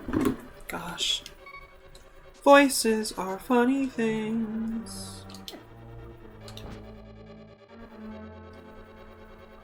I almost said everybody has one, but like, probably not really true. It might have been insensitive of me to say that, so... I don't know, maybe it depends on how you want to conceptualize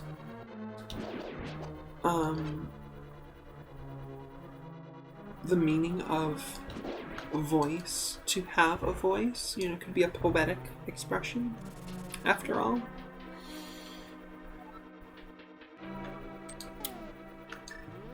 Once again, Inke is getting way too far up her own ass. You really should come and help me with that. I think I just fucked up again. I think I need this thing to be... Oh god, I can't remember which way it needs to be. Okay, that's right, yeah. Alright, we're good. Coming in here.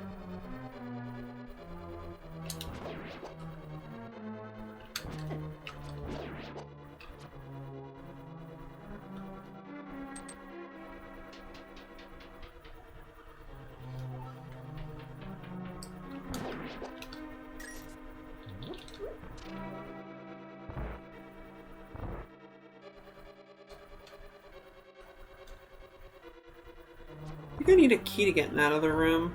Or is it the big key you need to get in that other room? I have the big key. I'm gonna take a look. I can't remember what I need here. Yeah, you need a little key to get in there. Okay, that's fine. No big deal. We don't need that right away.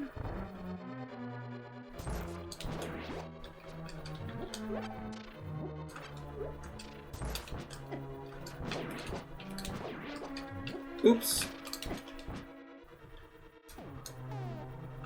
Alright, we're going to farm some of this good stuff. Yeah, cool.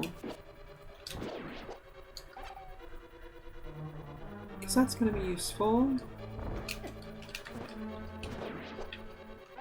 in the coming fights. Very good.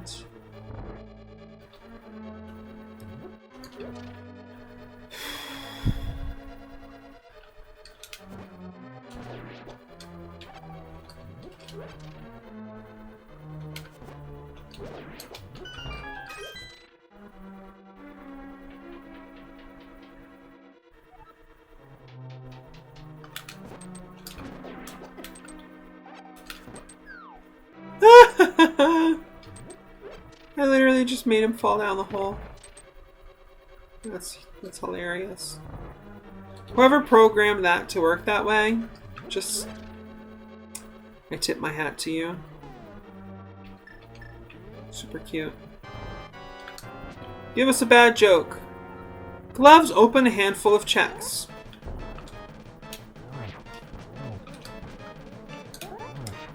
I don't get it. I don't get it. If you get that joke, write to missinknoir@gmail.com and tell me what the fucking joke. Gloves open a handful of checks. I don't get it. Nice. So it's not a bad fight. We didn't even have to use a magic cape. Oh, so the only thing in that treasure chest is the little key to get into the room, to get at the treasure chest, so... I mean, we got one of the crystals. That's good, right? I think I'm running out of steam, actually. Yeah, I think I just have about run out of steam. Nothing else is really jumping out to me. You know, probably could finish Ice Palace, I think. No, you need the hook shot to finish Ice Palace.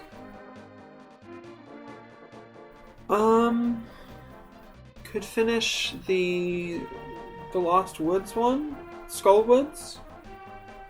Yes, I think that's true. We could probably do that.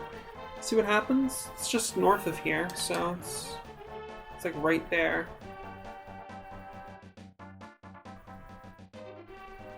Yeah, we'll see what happens here.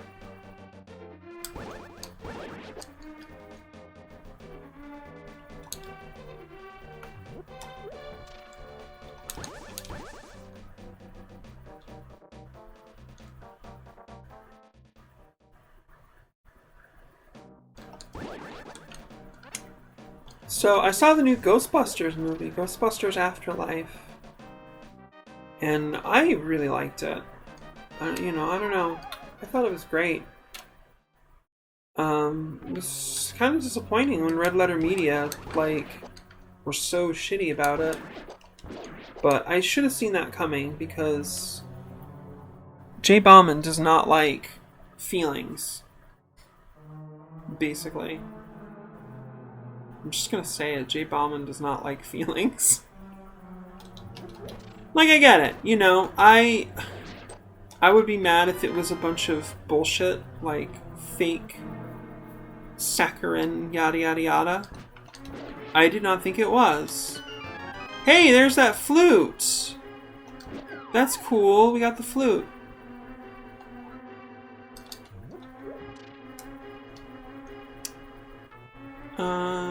Oh, you know what we never did was we never talked to Tree Kid. You actually need to talk to the Tree Kid, and then he gives you an item.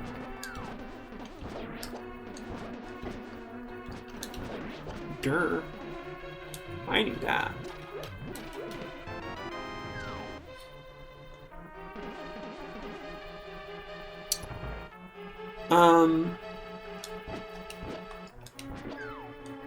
Yeah, I don't know. I don't know. It worked for me. Basically, short version. I enjoyed it. I had a lot of fun. I am basically the target audience, though. I have very, very fond memories of seeing Ghostbusters as a very, very small child.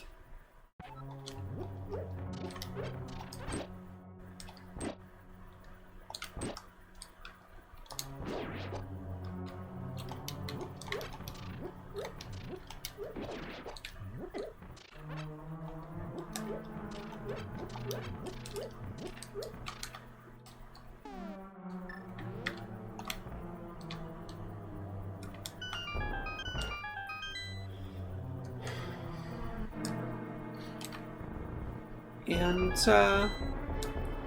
yeah, you know, I thought that it was different, but you know, like not too different.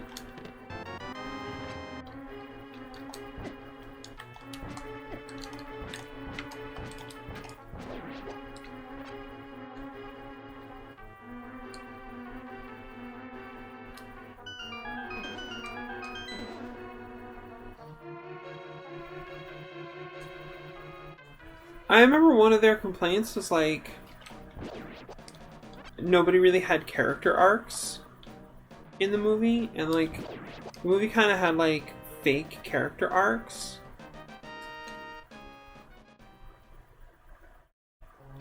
And I don't even really disagree. Like, it did...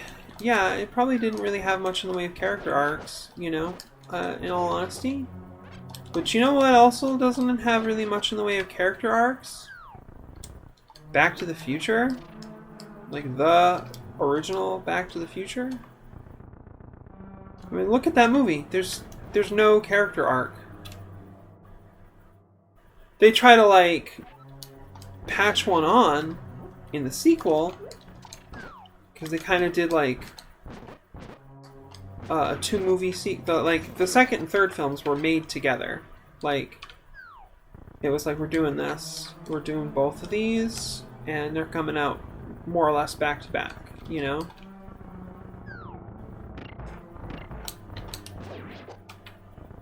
And they tried to make up this thing of like Marty like not being able to handle anyone, you know, implying or saying that he's afraid or a coward or something.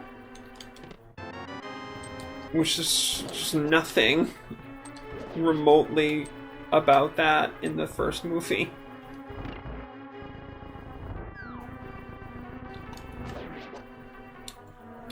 You know, that's how it goes. Movies. They're still good. I like Back to the Future 2 and 3, personally. That is the execution, right? Okay, not that. That's... That's not the execution. Oh my god. Wow. Alright, it's time for some water.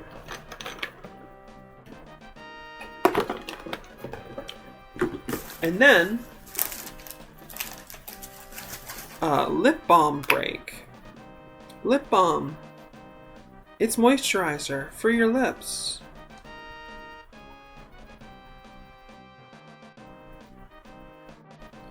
Don't you want to be forever kissed? Oh god. In the 1,000,000 to 1 chance that Curlian watches this whole video and gets to this part, she's gonna have a fucking good laugh. Don't you want to be forever kissed?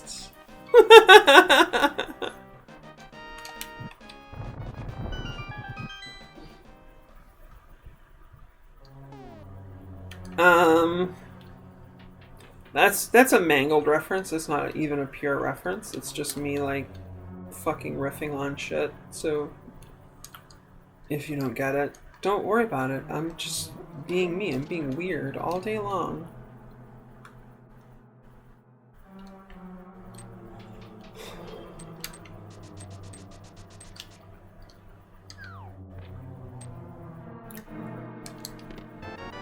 Boo.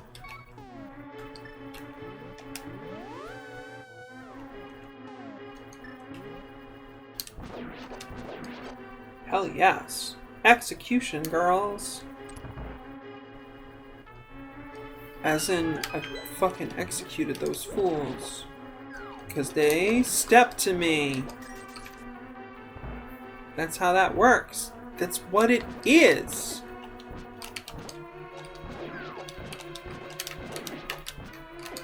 Oh my god, fuck off and die. Damn. God, I wish I had the golden sword. Holy crap.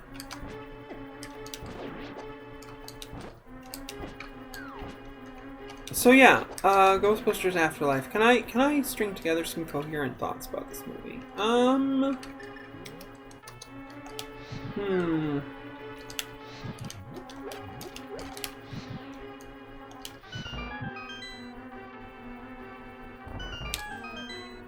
Without going into spoilers. Okay, so Grace McKenna is amazing, right? If you did not know that. Oh my god. This is unacceptable right here. Come here, you. Hey, I need that. Thank you.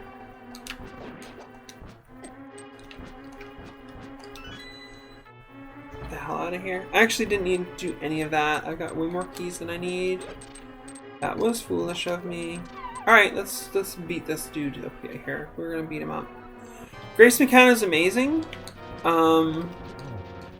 If you want to blow your fucking mind, watch Ghostbusters Afterlife and get to know the main character and her cool, cute little face.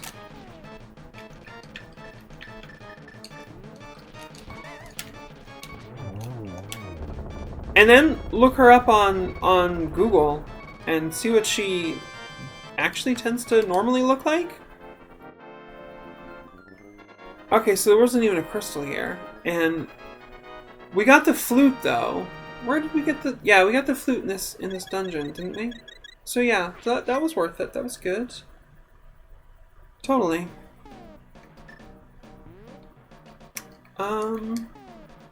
We need to go see Tree Kid. Fastest way to do that. It's probably like this. Nice. No, fuck off. Oof, that guy. He needs to fuck off.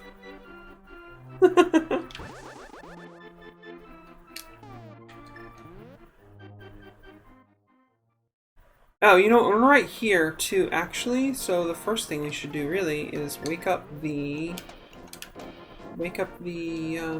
bird. Let's go wake the bird. Everybody's heard about the word. Bird, bird, bird. Fucking love the special effects in Ghostbusters Afterlife. I know that's probably like the most seemingly superficial thing, but honestly, it's not as superficial as it initially seems, because I think that it shows a depth in the appreciation.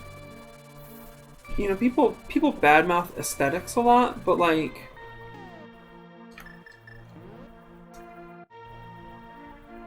there's soul in aesthetics as well. Okay, I'm just gonna say it. And you know, these days, Hollywood is catching on a little bit more, little bit by little bit, that giving a fuck about practical special effects is real good. Like the worst thing about Jurassic Park was people had this completely, I want to say, fallacious idea that the effects in Jurassic Park were so amazing because of the computer-generated effects.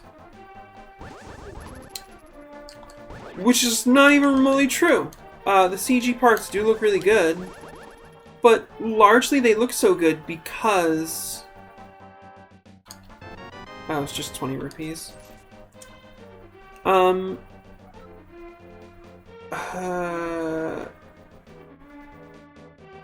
You know, there is one thing that we never did that we should go do.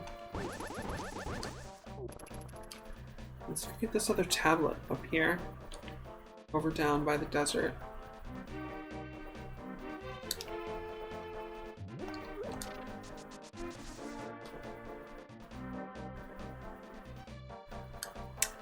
I blame myself. Because I think I was over here. I think I had the book and everything. I'm not sure. I know I had the mirror, because like I needed to have the mirror to do... Or did I? Doesn't matter. We're here now. It's fine. It's totally cool. It's probably got nothing for us, but you know, it could be the bow and arrow. We really need the bow. A heart. A heart's good. I like to have a heart. Cool. Cool, cool, cool.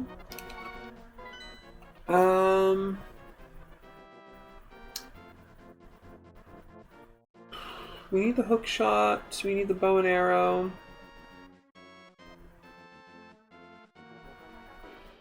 I don't know how to get into Misery Mire without the hook shot.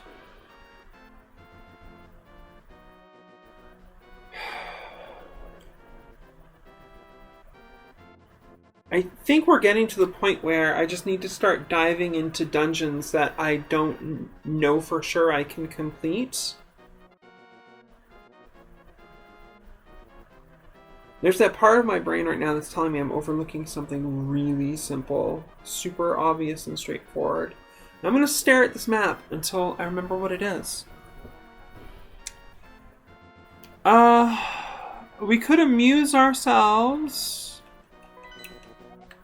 and then see if we think of anything else in the process.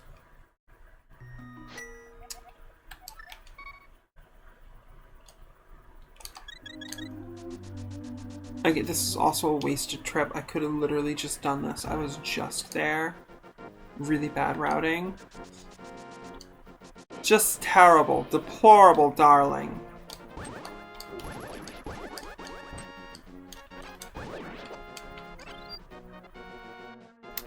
It's fine.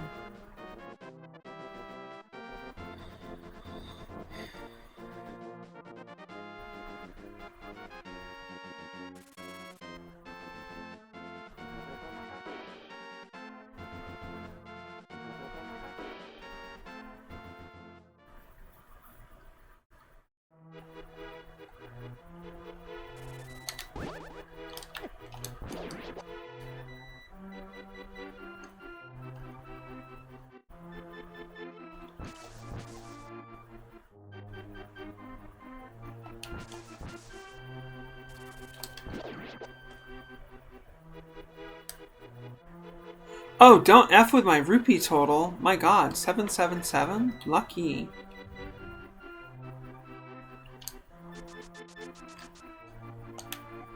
Just couch cash. Move right along. Okay, good to know.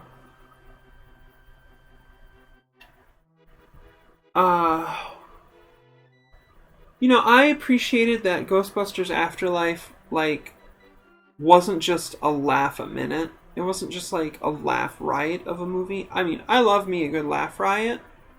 Obviously, you know. Some of my favorite movies. You know, my top 200, so to speak, would include, like, The Big Lebowski and The Wolf of Wall Street. Movies that, like, you watch them and they're so funny that you think you will die laughing, you know? They're, like, attacking you with humor, right? And Ghostbusters Afterlife is not like that. It is funny. There's a couple of good laugh out loud moments. A lot of it's just kind of amusing, which I personally think is fine. I don't know, I just kind of appreciated it. Yeah, I do think arguably, yeah, the story arc could have been completed better. The denouement was kind of missing in a lot of ways. I think they dropped the ball there. But I still thought it was pretty great.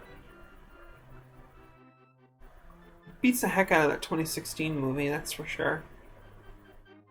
I think I've talked about it before. You know, obviously, nobody is more enthusiastic about an all-women Ghostbusters film than me. You know? But it wasn't crafted well. It wasn't structured or paced or plotted. It wasn't written. That movie was not written. So yeah, okay.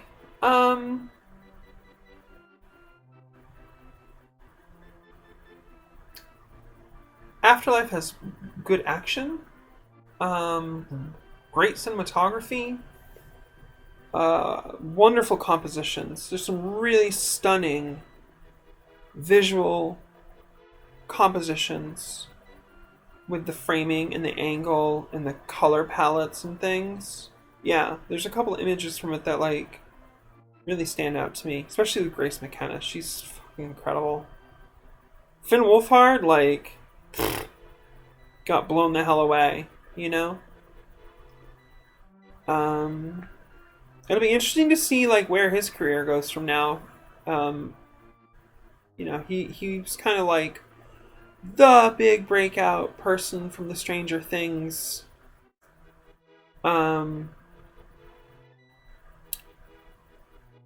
But with child stars, you never know what's quite gonna happen. Although usually you know. Usually you know. If you know what I'm talking about. And it sucks. It sucks a lot. It sucks really bad.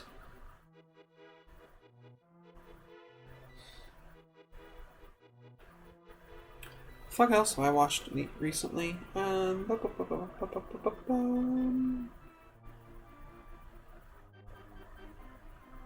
Oh yeah, I got caught up on Euphoria, the TV series that has Zendaya and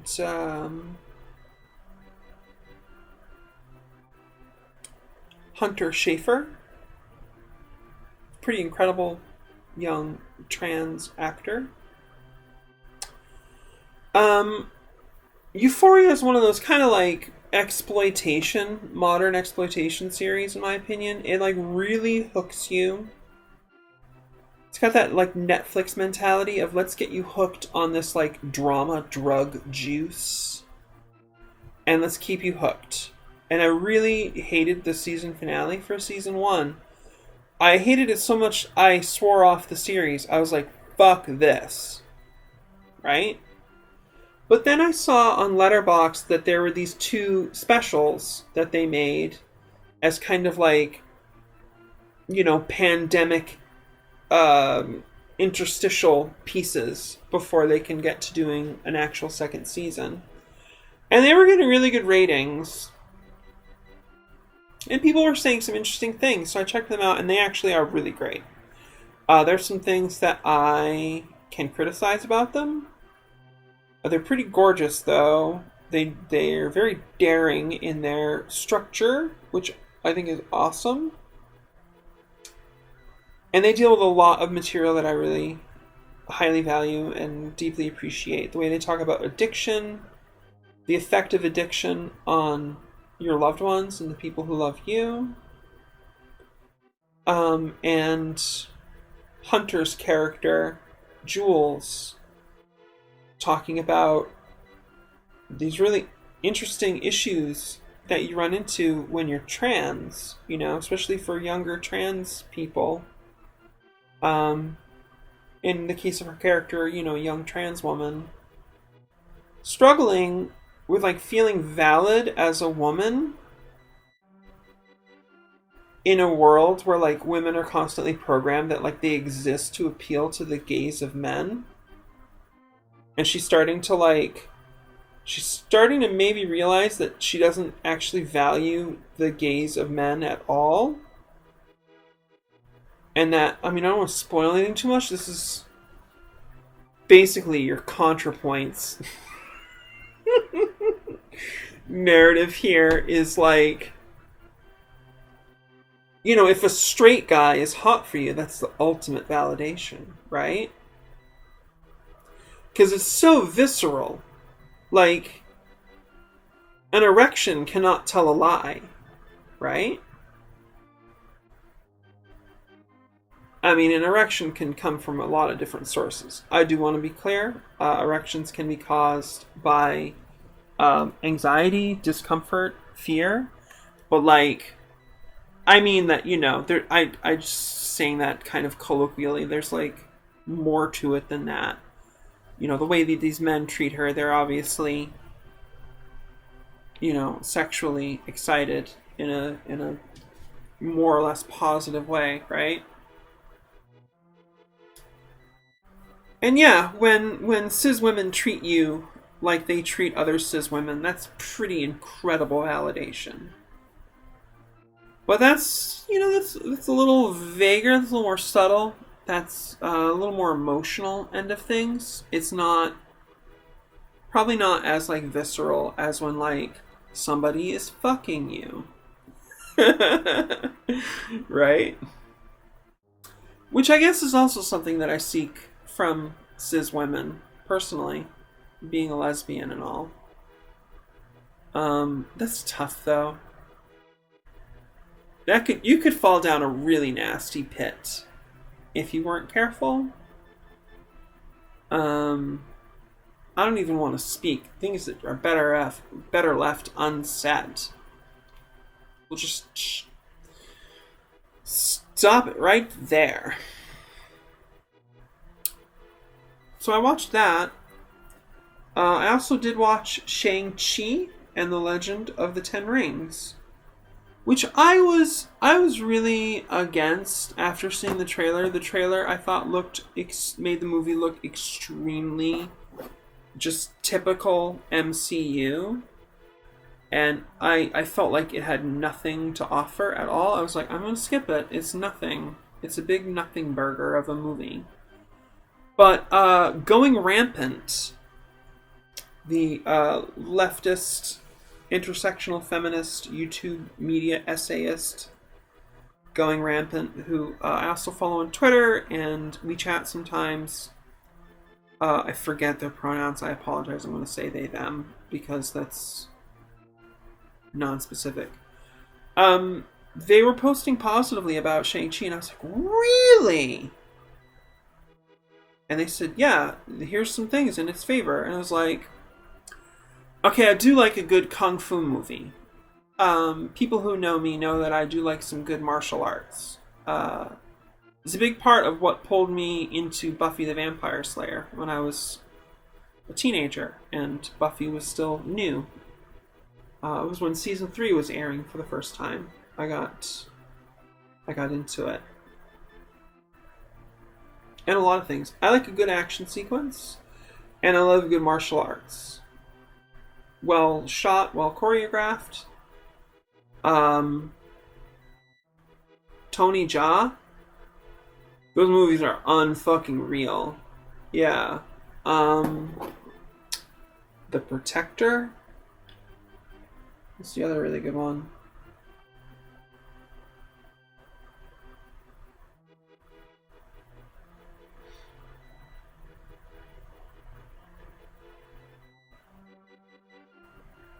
I think I need to see some of these Ong Bak movies.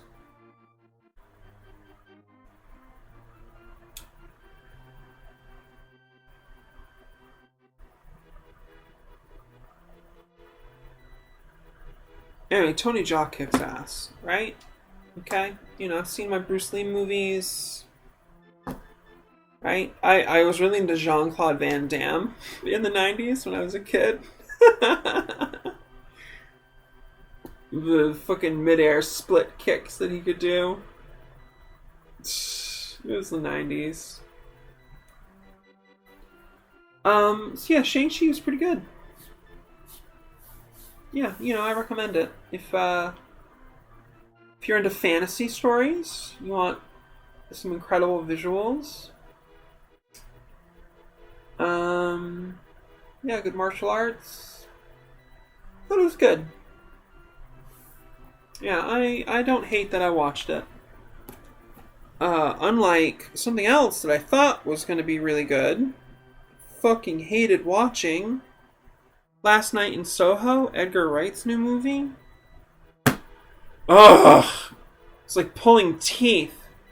And the thing that got me about Last Night in Soho was, in the first like 10 or 15 minutes of the movie, it's like, here's this cute young girl. She's got so much personality. You know, she's fanciful and imaginative. She's so lively. And she's so into fashion. It is her life, designing. She wants to be a fashion designer. She is a fashion designer, and she makes her clothes. And she lives out in the middle of fucking nowhere. And her mom, before her, was a fashion designer who didn't make it. I don't want to spoil what happened, but she didn't make it. And she gets accepted to this hella prestigious London School of Fashion. And I was like 100% in for this movie. This like adorable girl, young woman, just coming out into the world, gets into the big city, and it's rougher than she thought. She didn't quite have as much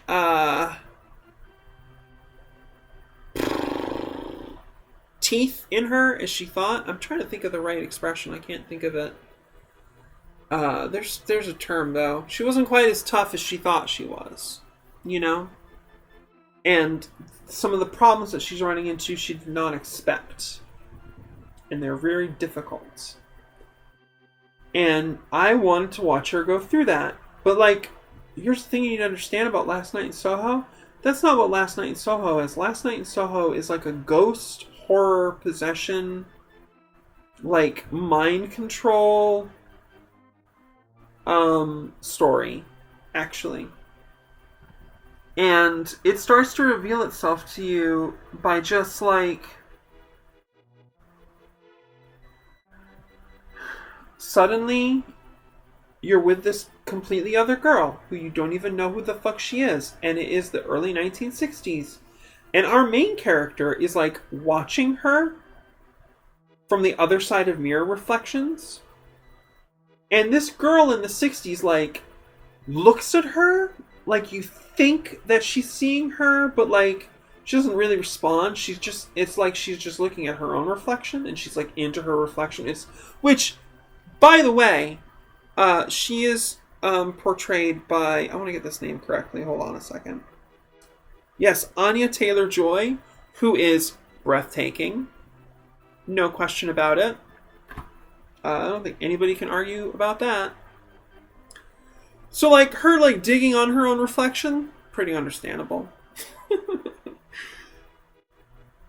But, like, who the fuck is this girl? Why is this happening? And it goes on and on. She's, like, going to this club. She's meeting this guy.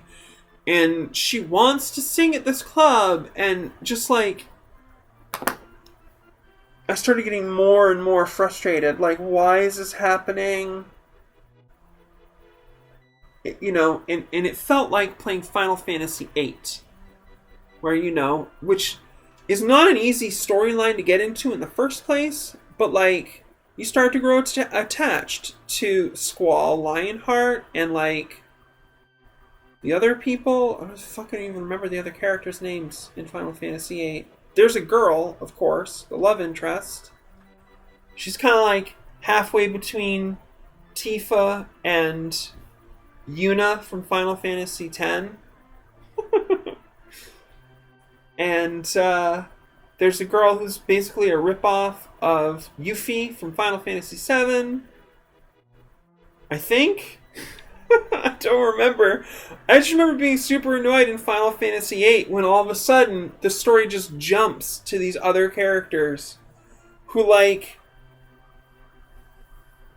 you have no idea why this is happening. It just completely derails all of the narrative thrust that the story has.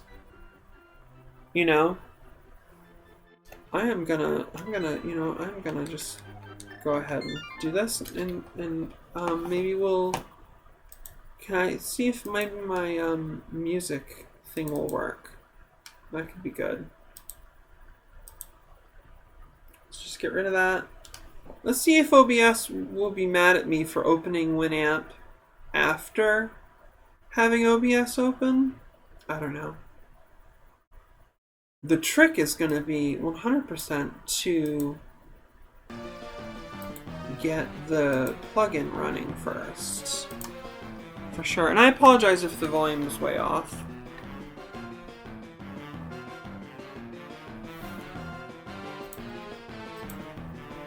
Yes, it's working! Fantastic.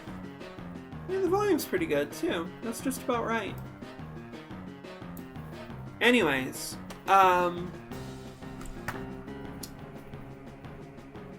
God, it pissed me off. And, like, the worst thing is, our actual main character, she becomes so enraptured with this other world that, like, she intentionally starts, neglecting her own real life to go sleep and experience this other world and this other life. There's some kind of sexy parts where she starts to, like, imitate this girl from this fantasy experience that she's having, which is kind of neat. But, like, and, like, I can kind of get it. Like, her life is hard, and then this thing happens, and, like, oh, she gets pulled into this escapism thing, and, like, maybe her attention on it and her fascination with the 60s starts feeding this like psychic energy storm building and creating all these horrible things that start happening and stuff. But like there's just like it just doesn't really work. And the movie is kind of up its own ass, and it kind of like undermines itself. Honestly, the movie hamstrings itself on multiple occasions. Which is frustrating because there's a lot of really great visuals to it. I don't want to spoil anything either though, but like the denouement in the film was like laughable.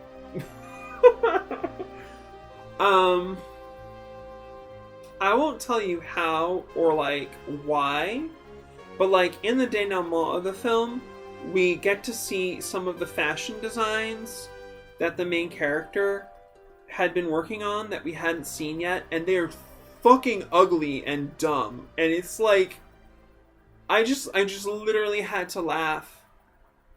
You know, cuz like this is what she goes through everything for, folks. This garbage. Yep. That's our narrative.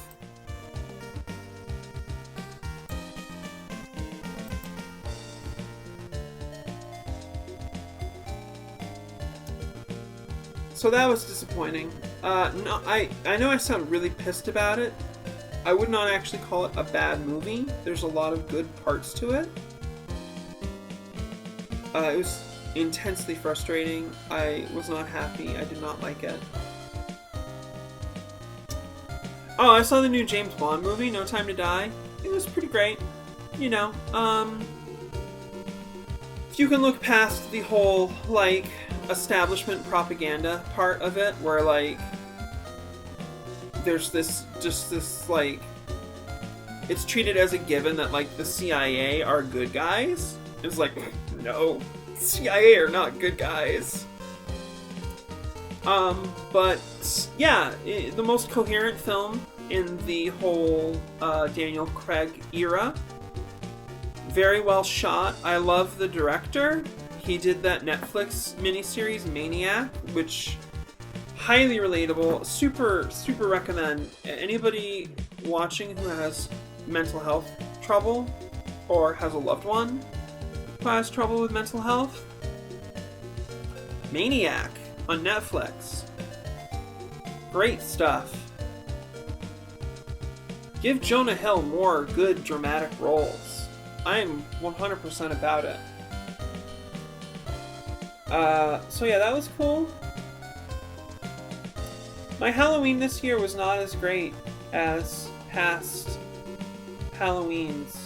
And when I say Halloween, I'm talking about every day from the autumn equinox, Mabon, to up through Samhain, Halloween, October 31st.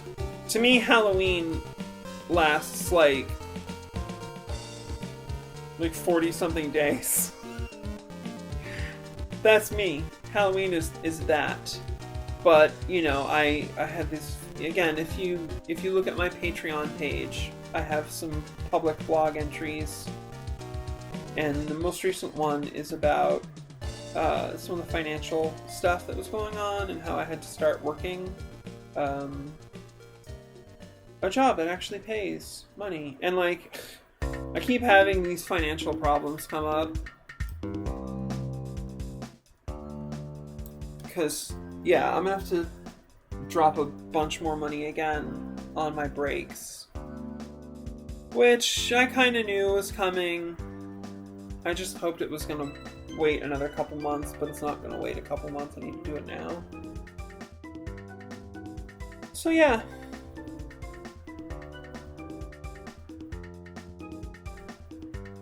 I don't know. You know, life is... it's never quite everything we hope it will be, I guess. Maybe that's part of the human condition. We've kind of evolved across millions of years to always want more than we're getting. There's an argument for that, right? and, I'm repeating myself at this point, but I will say, capitalism does not make it easy.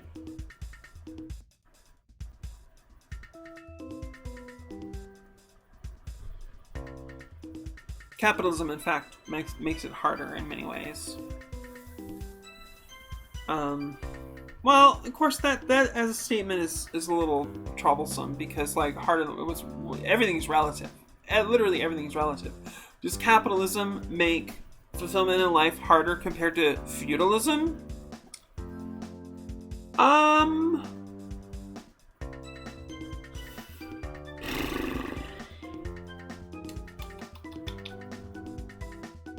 It's hard to say without having been there. And even the thing is, even having been there, you would have a very small view of things because communication technology was so...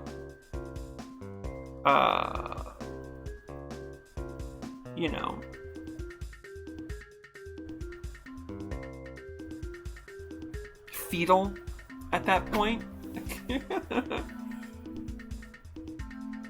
So it's hard to know what the fuck's going on in any kind of big view kind of way. Big picture? Right.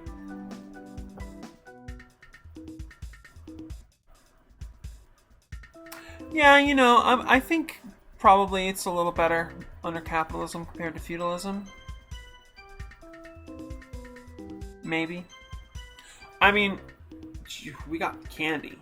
We've got chocolate. In fact, I'm going to right now enjoy some of this chocolate, and for which I apologize to, unquestionably, the child slaves that were no doubt involved in this. But, like, look. I've got dietary issues. Really bad ones. And I need chocolate, okay?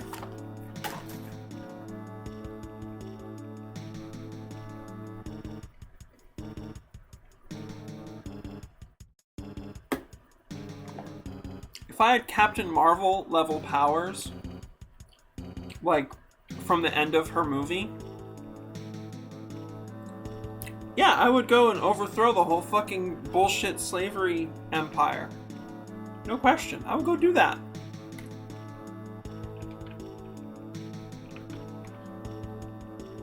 And anybody that tried to get to me through my friends and family, like, whew, they're gonna regret that.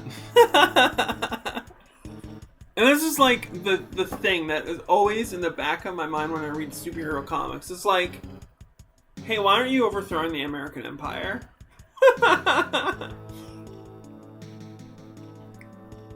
Did you not care about, like, COINTELPRO and, like, the CIA and and whoever flooding the ghetto with opiates?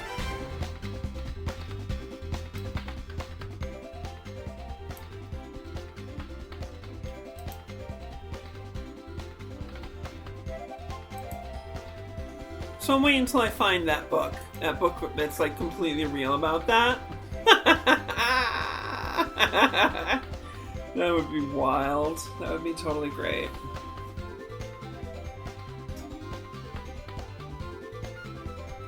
And part of the problem with that is, like, where do you even start?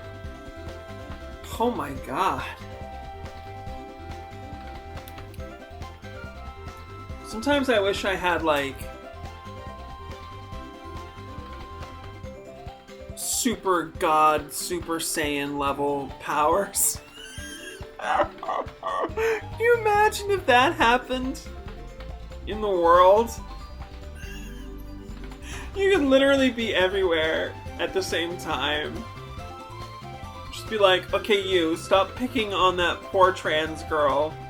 Okay, lynch mob that apparently has appeared. Disperse. Your mothers would be very disappointed in you. And just, like, punt every fucking tank into the sun. What do you do about the nukes? That's the next question. Like, I don't know. How would I handle that? By the way, did you know that a symptom of borderline personality disorder is, instead of thinking about uh, your real life the way it actually is in the present time. Instead, you imagine a more pleasant kind of scenario.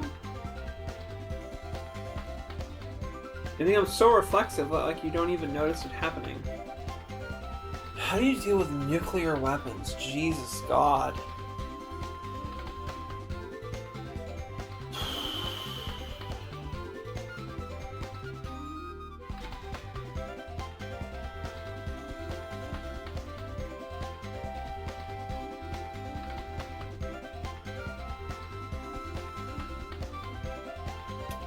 I guess take them to a very remote black hole?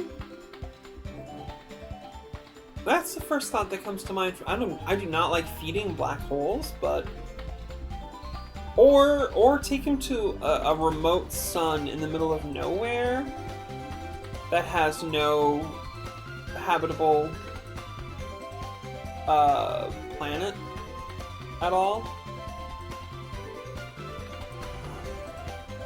And I mean being really thorough, because you can't just assume, like, Earth-like norms for habitable, because, like, who knows the kind of forms that life could take in this universe?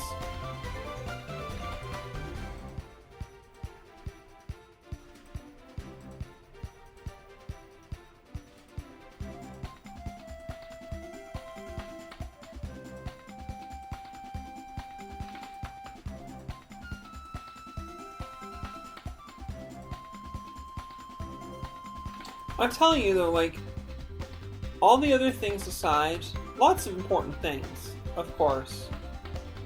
The biggest reason that I would want to dismantle capitalism and see a positive, like, healthy, democratic-ish, anarcho-communist system established is so that, like, everybody could have actual friends. Wow, this song sounds nice. I like this. That's cool. That's really good.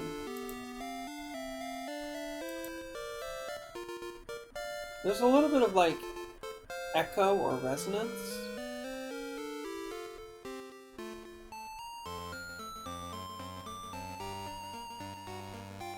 You hear a lot of songs like this on the Game Boy as well. Anyway. You know, that's not to say that, like, nobody under capitalism has friendship.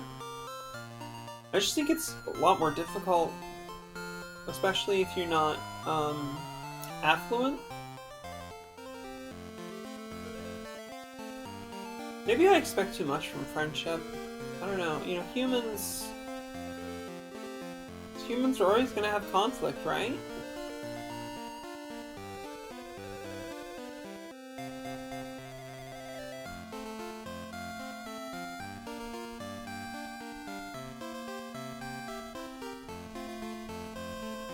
But for some reason, you know, I have this thing in my head where it's like, look, if we can just figure out the right kind of, like, protocol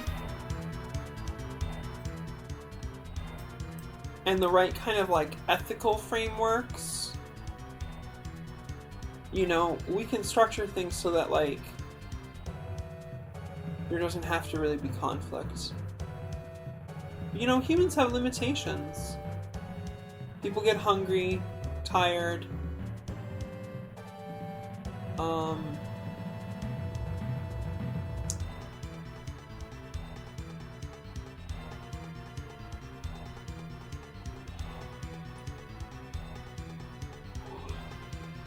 everybody's got a lot going on.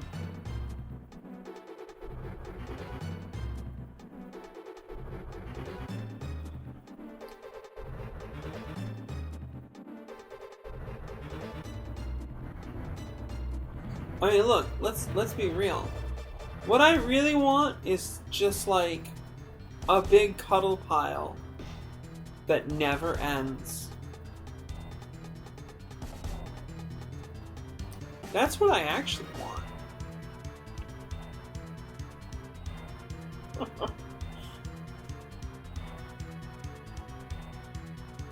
That's probably kind of fucked up. Honestly, that's kind of like some end of Evangelion type shit. But I'm being honest about it, right? That's a good thing.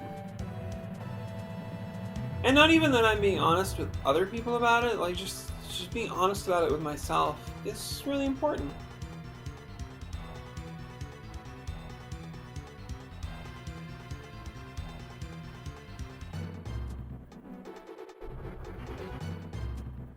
I've definitely surpassed the point in sleep deprivation where I have lost the ability to... Not even surpassed, just passed. I have passed the point with sleep deprivation where I have lost the ability to know, like, when it's time to wrap up a stream. And even how to do that. Because, like, I knew that I still had some things I wanted to talk about, but I was kind of running out of steam with the game. So I just kind of put the controller down and just talked for a while. And then I was like, I think I'm done with the game, so let's put some music on, right? This is a cool track. Mario Maker, Ghost House. Interesting. Is this like if there was a Ghost House level in the original old school 8-bit Super Mario Brothers game? God, that would be cool. Somebody should ROM hack that together. Fuck yeah. I dig this track. This is a good track.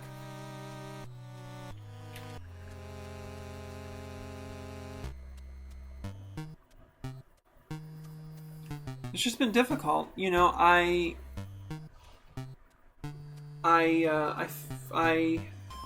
I crossed the threshold. Like there's probably a lot of big thresholds. So let's, I crossed a very big threshold with transition during the pandemic. And now I'm just like so fed up with online relationships. I don't mind texting with somebody a bit, but like having a relationship through the internet, never again. I can't. I did that for like 25 years. You have to understand, my parents got divorced when I was like 12. My dad and I moved out to a suburb of Portland, and he got an internet connection for the first time. It was just me and him, and we had the internet, and my dad was working a lot. And so it was me with the internet, And of course, little trans egg me, not understanding myself, just took to it hugely right away. And yes, I wondered why I was compulsively going into like lesbian chat rooms and presenting myself as a lesbian woman. Why would I do that? That is so strange. But I had no idea. I could not even begin to coherently, like, frame why the fuck that was happening. And this frustration with online relationships has been building in me virtually this entire time. There's this cycle.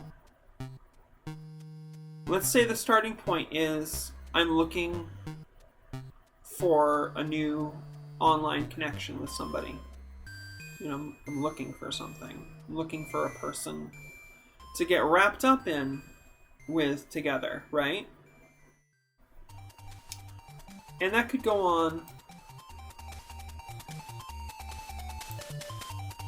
for a couple months or something, maybe. Sometimes less. And sometimes it wasn't really conscious. Sometimes I would find myself somewhere and then it would be like, oh. Somewhere online, like a new area of the internet, like, when I started going to IRC a lot, in like 2011, you know, or some like new forum that I got into at some point or other, right? And of course, I am somebody with cluster B personality disorder traits, so I'm pretty good at being superficially charming or superficially charismatic. And that has been the case. I don't know, you know, it was mixed. It's complicated. It's too complicated to get into. So we'll just say it's not something that I would do all the time for various reasons. But you know, I'm really good at coming into a new internet space and being like, aha, I'm here. How lucky for all of you. And getting like super involved right away. Being very active. And impressing people, and then kind of like getting tangled up with somebody, basically. So that's the next couple of phases, is, you know, I show up someplace and I talk to people, and then I start to kind of narrow down who I'm interested in, and then start getting kind of tangled up with somebody, and then we're like enmeshed. There's the enmeshed period, which is largely pretty great, but then the tensions start to rise pretty soon. Usually part of the tensions is the fact that like we're long distance, and I don't like that. But, you know, especially prior to the pandemic, there was a counter-forcing tension of, well, yeah, but you're not, you know, presenting a female and stuff, so, in real life. So what the hell are you going to do? And, you know, I would go ahead a couple times. I did move things into real life with somebody. That's a whole other thing.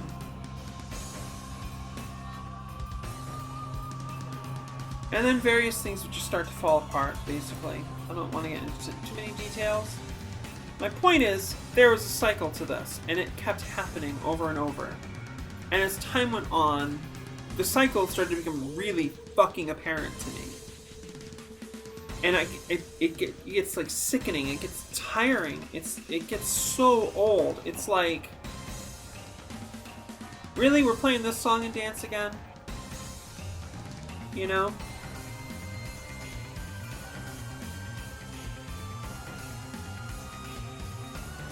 But I was kind of stuck, because here's a fact. You know, humans more or less evolved to be, you know, communal and to interrelate. I wouldn't rule out that there are some people who what's natural for them is to be solitary. Maybe there are. Nature loves diversity.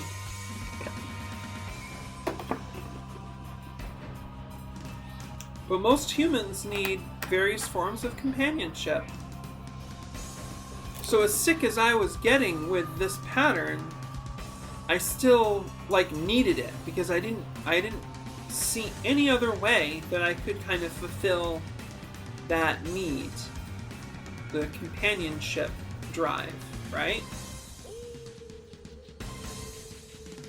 Well, here I am, I'm out and proud now.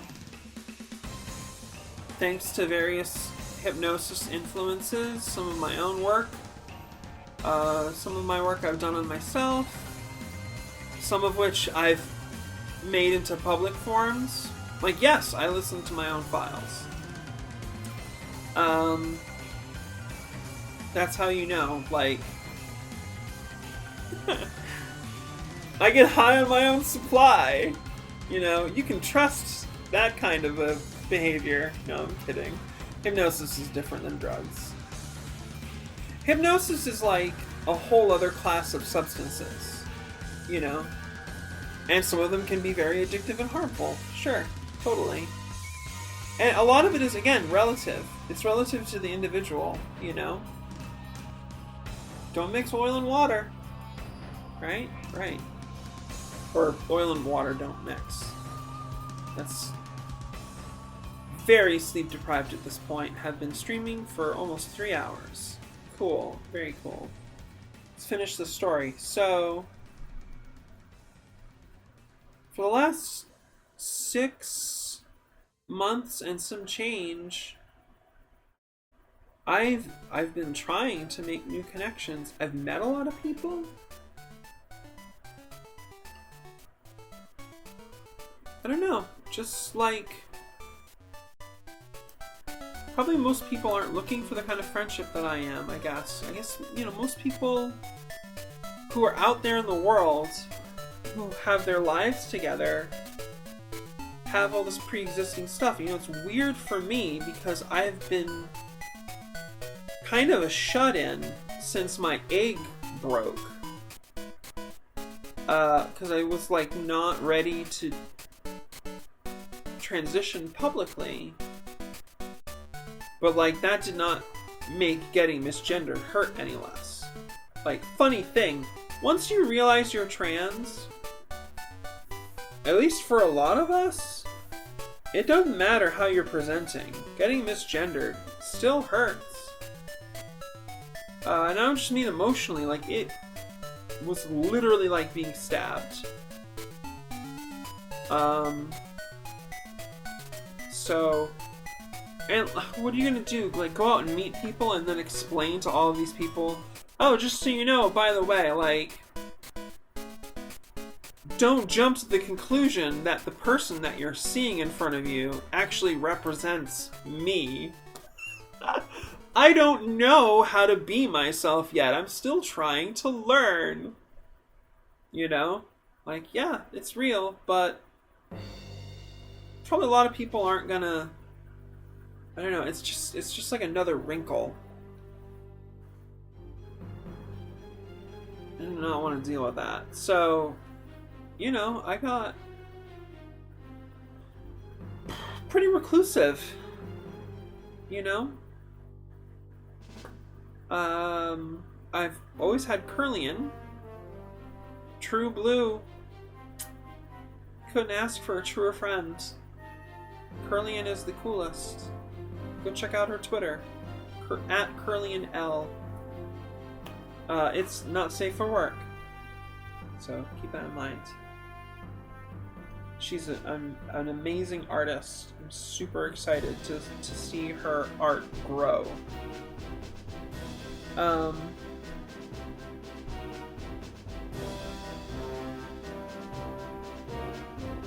You know, I had a girlfriend for a little while.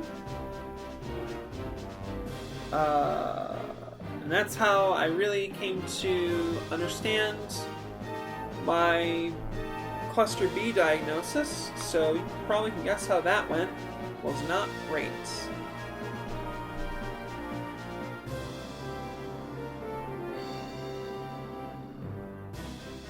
For a little while, I had this one friend who literally lived in the same apartment building as me. And I would go to his place and get high, and we would play Xbox games together, cooperatively. And that was pretty great for a while. But then marijuana started, like, disagreeing with me. Long story short, I couldn't really do marijuana anymore. I still am pro marijuana. I think it's a very good substance, basically. And like everything, it's contextual, but I think it's basically good. Not always good for everybody, because it wasn't good for me at a certain point. I had to stop. And like my egg cracking and stuff, you know, all that together didn't go super well for that person. I think, so.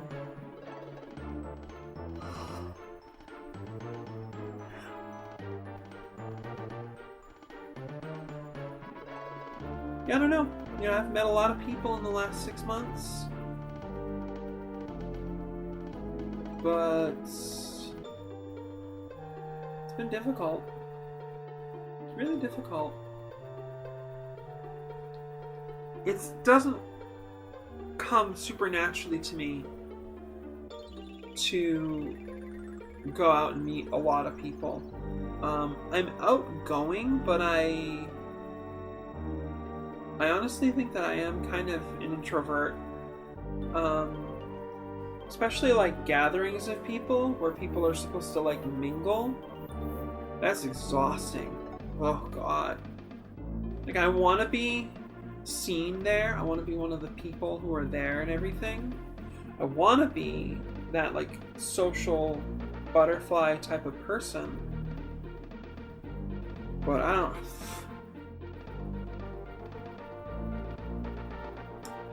do a bit of that, and then I get kind of tired, you know?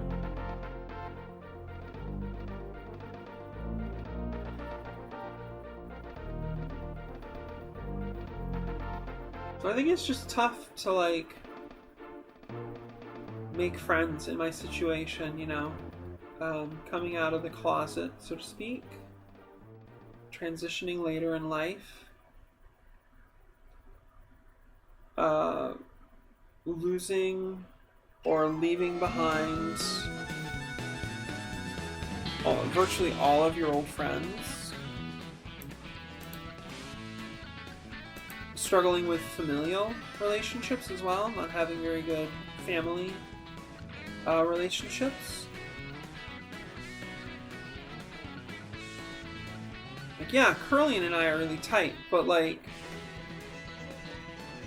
part of the thing is, after the pandemic, like, we both kind of want to meet, just like, experience new things, meet new people, not be like attached at the hip, you know?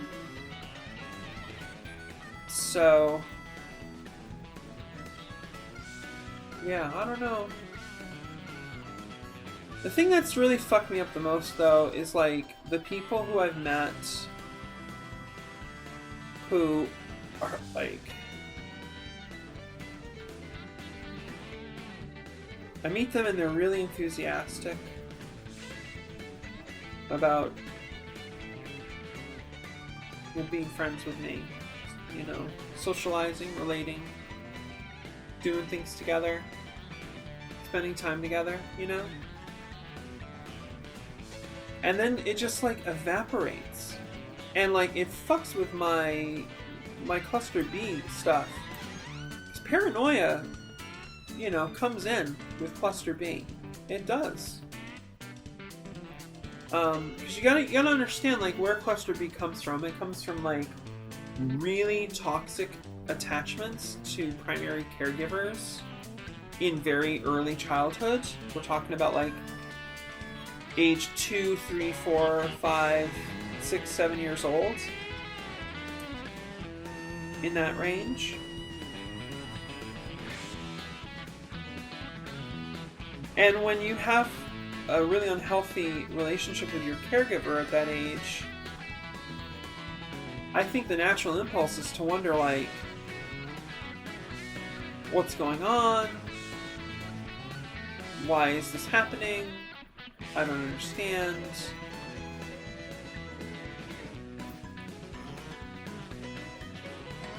And then when it gets really toxic to the point that you have a caregiver who's like undermining your self-worth, your identity, your value, your relationships, like what you bring to relationships, then you start to go like, okay, what did I do? Or, and as you get older, you start to like wonder if there's, you know, like a whisper network or something, you know? Paranoia is a really tricky kind of a pit because, you know, it's based in the what if. You can never really get away from what if. You just have to, like, sit there with it and go, okay, well, that's a what if.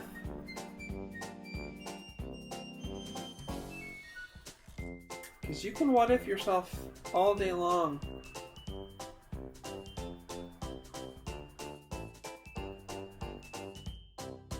It doesn't help at all. Like, that was one of the worst things that my mental illness did to me, was I actually thought that sitting in my room, imagining how things could go badly and what I would do if things went badly, you know, I thought that was actually helping me, that was like preparing me at all, but like, not really. A little bit of that goes a long way. You do very much of that, you're just borrowing trouble. You're just effing yourself up. You're building cortisol for a whole lot of nothing. It's all in your head, you know? It's the shadow play. But it becomes a habit. You know, it becomes a neurological habit. Those synapses, they get entrenched. As time goes on, it gets tougher and tougher to stop. You do your best. Recovery's possible.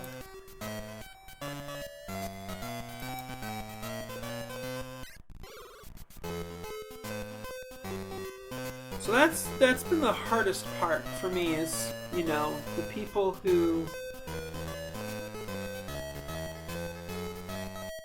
were literally showering compliments on me, hanging off of me, cuddling, even in some instances, like, fully initiating makeout sessions. That is a super nice feeling, I think, as a trans girl who has transitioned. Because, you know, the cultural norm is... First of all, the cultural norm is heteronormativity. And within that framing, the norm is boy initiate kiss, right? Girl reciprocate. So, like, to be kissed is like a super girly thing. And nice. Super nice when an attractive girl does it, you know? But then, like...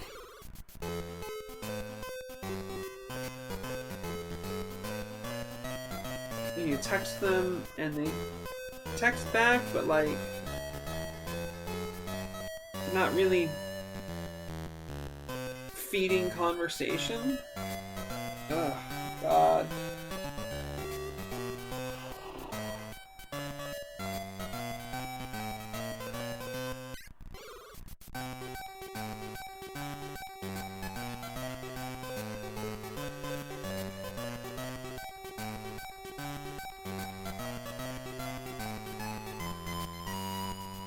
And my brain, you know, just like wants to figure out things, like wants to understand what motivates people to be like that, to do these kind of things. Do they get anxious? Do they have like their own self-worth problems? Are they just too busy?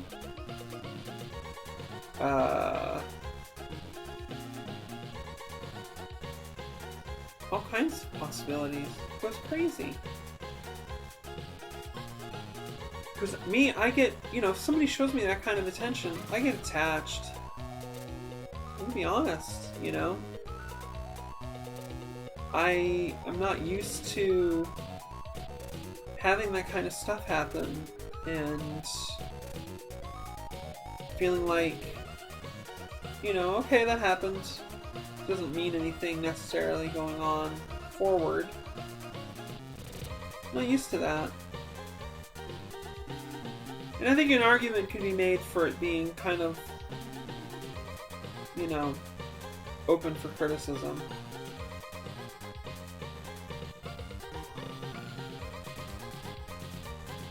But, you know, by another token, human beings are going to do what they do.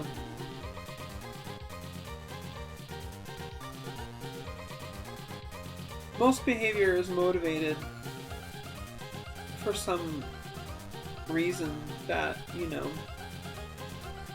is valid on some level. So yeah.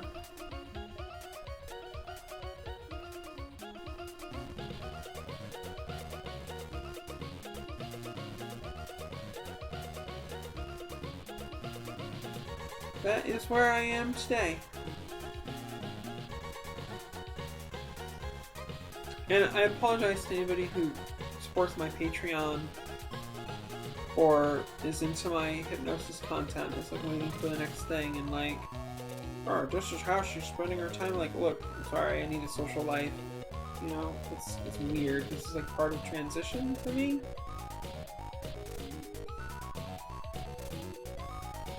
I live alone. I've been alone through the whole pandemic. Not a lot of people can say that.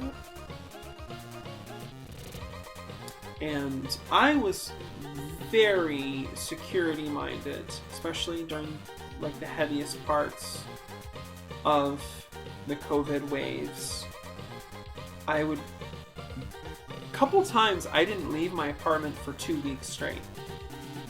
So I was just trying to minimize my exposure. Like, the thing to understand is, I can't just leave from my apartment and go directly outdoors. I have to go through shared hallways, and I just frankly did not trust some of the other people who live in the building that I live in. And, I'm still here, so maybe it was a good idea.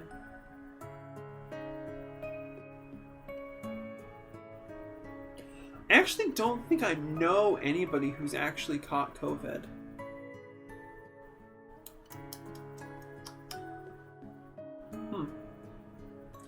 Anyways.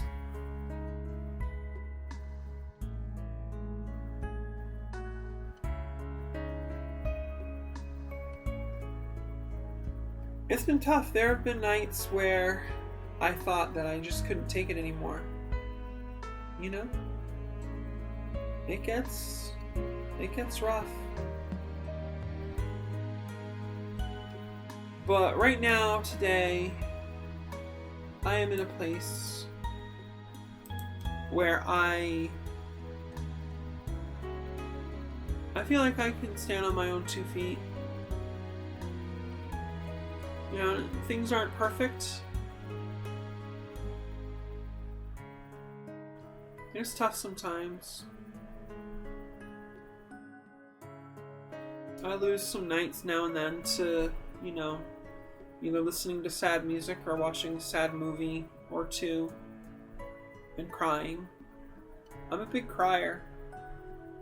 I was a big crier even before hormone replacement, so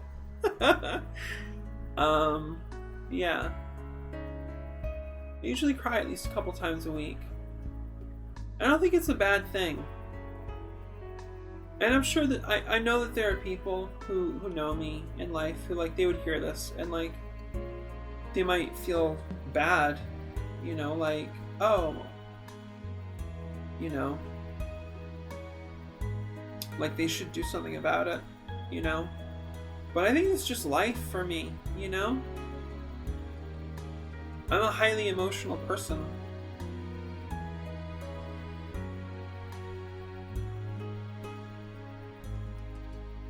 Everything's just really vivid,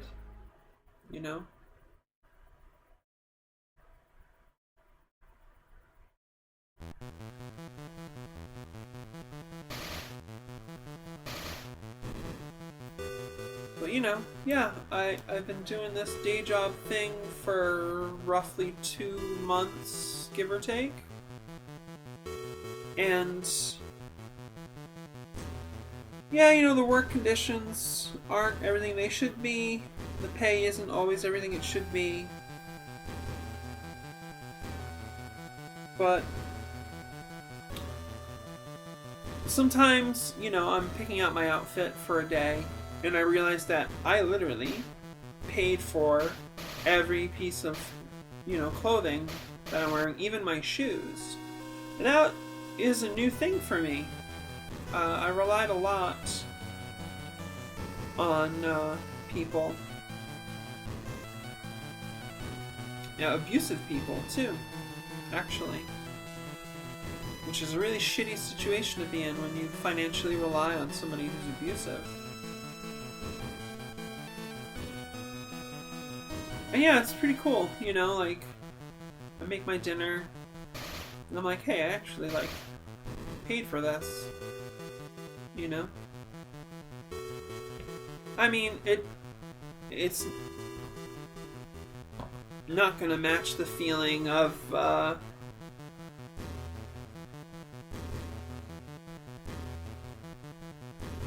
genuine communal care, you know, when you're like actually a part of a community and you work for the collective good, you know, because you care about each other and yourselves.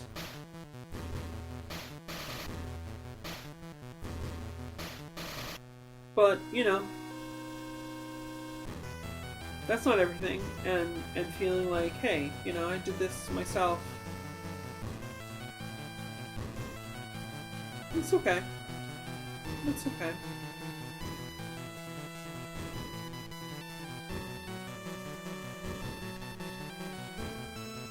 I've been through a lot of rough spots in the last 6 months. You know, there was the appendicitis. I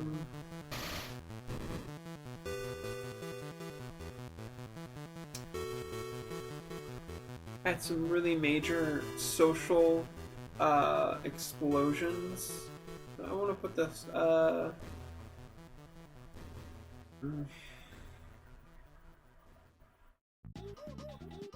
catastrophes, social catastrophes, which is very difficult for me with my condition. And like the hits just fucking kept coming. You know?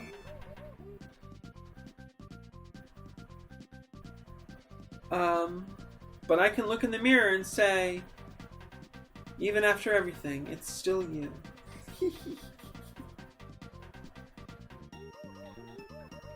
Still need to fucking play that game.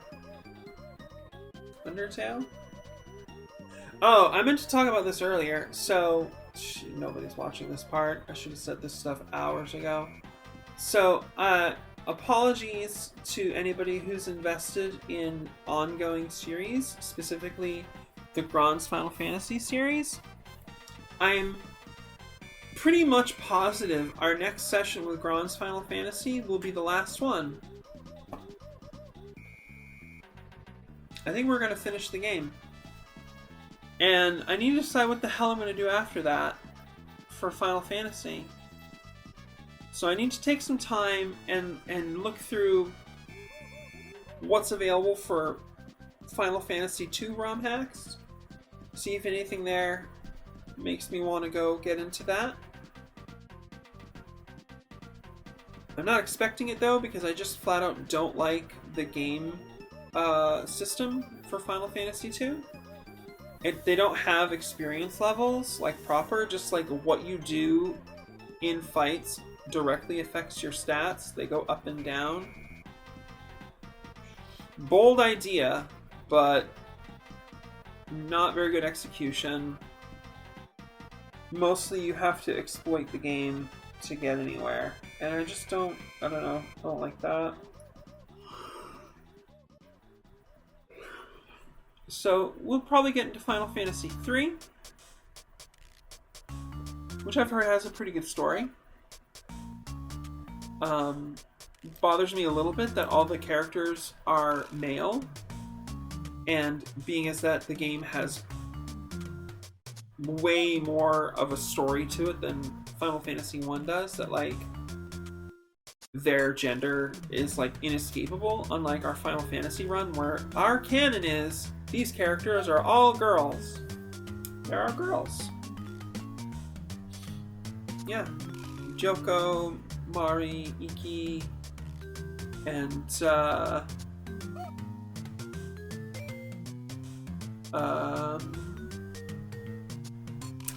Drawing a blank on the fighter character. Doesn't matter. It's fine.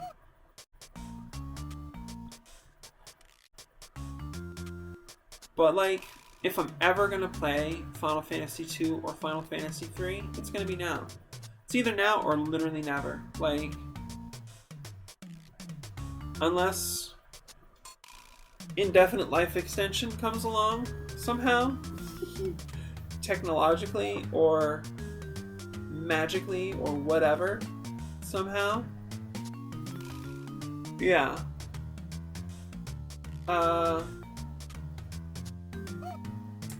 And, I mean, the good side of that is, another thing I forgot to say earlier, the reason why none of you got to see any of my Castlevania gameplay over the last 2 months. Longtime viewers will know that I was doing PlayStation 1 stuff for a while, but my old ass crappy laptop just like does not want to run PS1 games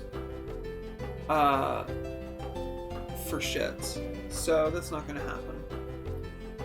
And so a good thing of playing more NES or Famicom era Final Fantasy games is it would push back, you know, how long it is until we kind of have to move into PlayStation era JRPGs for our big retrospective.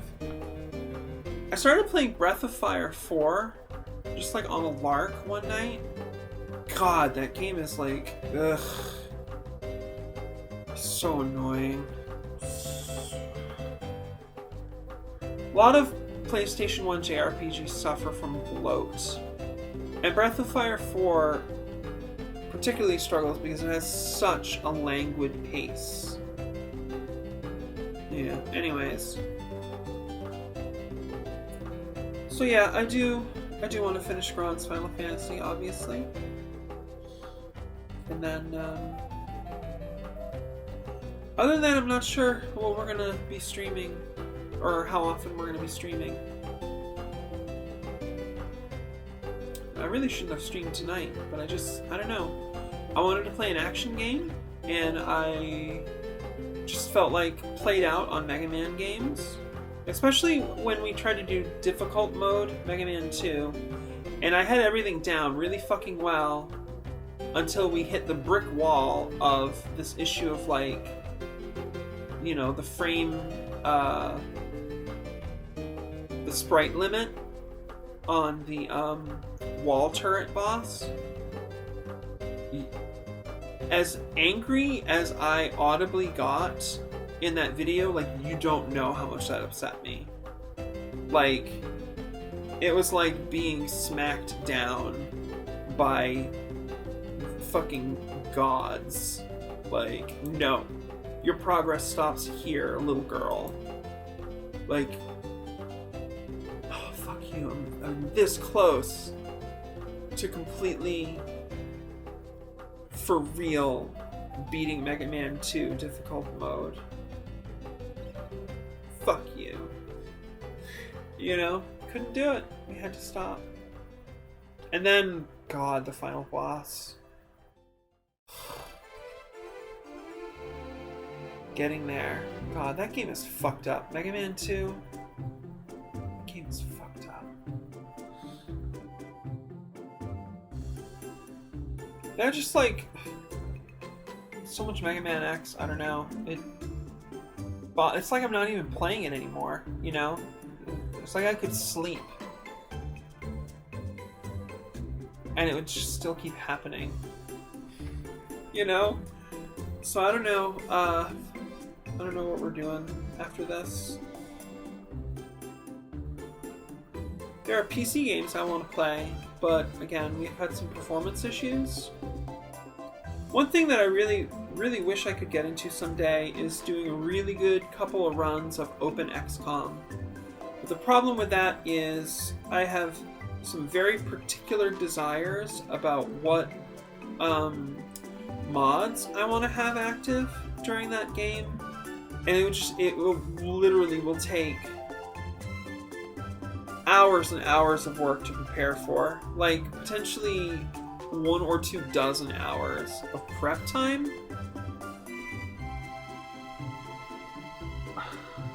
Which is usually not fun for me. Occasionally it's fun for a little while. I kind of get into that sort of like neurodivergent hyper focus, the like, what do they call it? The special interest kind of hyper focus mode. But then chronic pain starts becoming an issue, and that knocks me out of hyper focus. I could probably use some Tylenol. That might help a bit. So yeah, that's pretty much where we're at. And again, apologies for what my voice has been doing all night. I'm probably gonna see this video and regret it. But I believe in visibly being a mess online. This is not a polished presentation with slick production, etc., etc.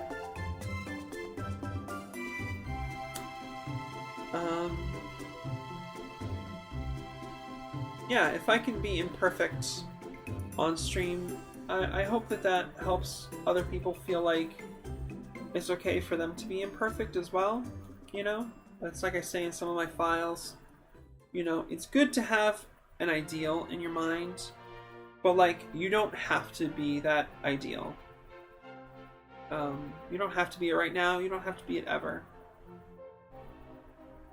So that's dialectical. Being able to have an ideal and care about it and really feel it, but also being able to be okay with falling short of that.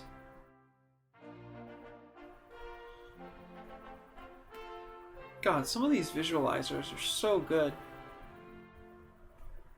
I think I must have spent 12 hours or something setting up my visualizer presets. You can see those on the YouTube channel. I just sat there and set that up, and it paid off big time. It's so good. Damn. Nice. Super nice. Okay. Well, if you got this far, I'll let you know. I'm on Twitter, at Ink Noir SFW for the Safe for Work stuff. That's a lot of like political stuff, some cute things, some funny things, media stuff, movies, anime, etc. And I post when I'm coming on to Twitch on there as well. Yeah, if you're watching this on video on demand, give the video a like. Subscribe on YouTube, follow on Twitch, hit the bell icon so you know when I go live or when I drop new videos. The YouTube channel is Ink Noir. I've also got my hypnosis stuff on YouTube, Miss Ink Noir, and a Twitter account to go with that, at Miss Ink Noir. My email is missinknoir@gmail.com. Patreon is patreon.com/missinknoir. And I've got a link tree on the Twitter, so go hog wild. It's all there, right? Yeah. Cool. I hope you have a great rest of your day, whatever's going on. Don't take things too seriously. Do what you can to keep things in the spirit of play. Play is good. Play is good for humans, and other humans like play. It's a very friendly thing.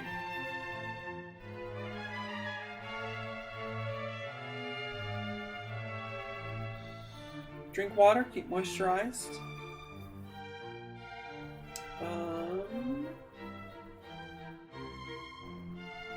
Avoid sunburn. Remember to check the weather before you're going out for the day and make sure you dress for the weather conditions.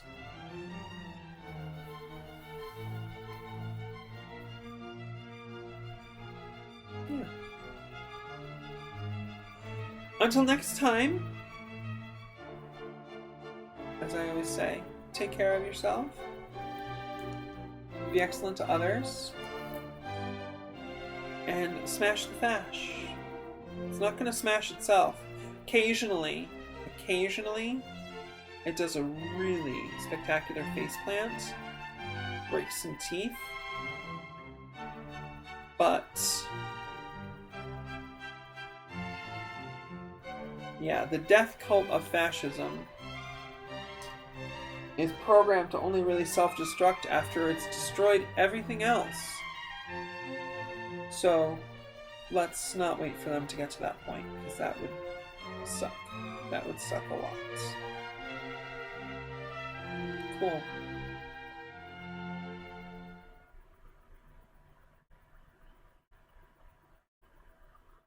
Oh, and make sure you go see the new Matrix movie coming out in theaters. Matrix 4 Resurrections. It's gonna be awesome. Totally awesome. I'm really hyped.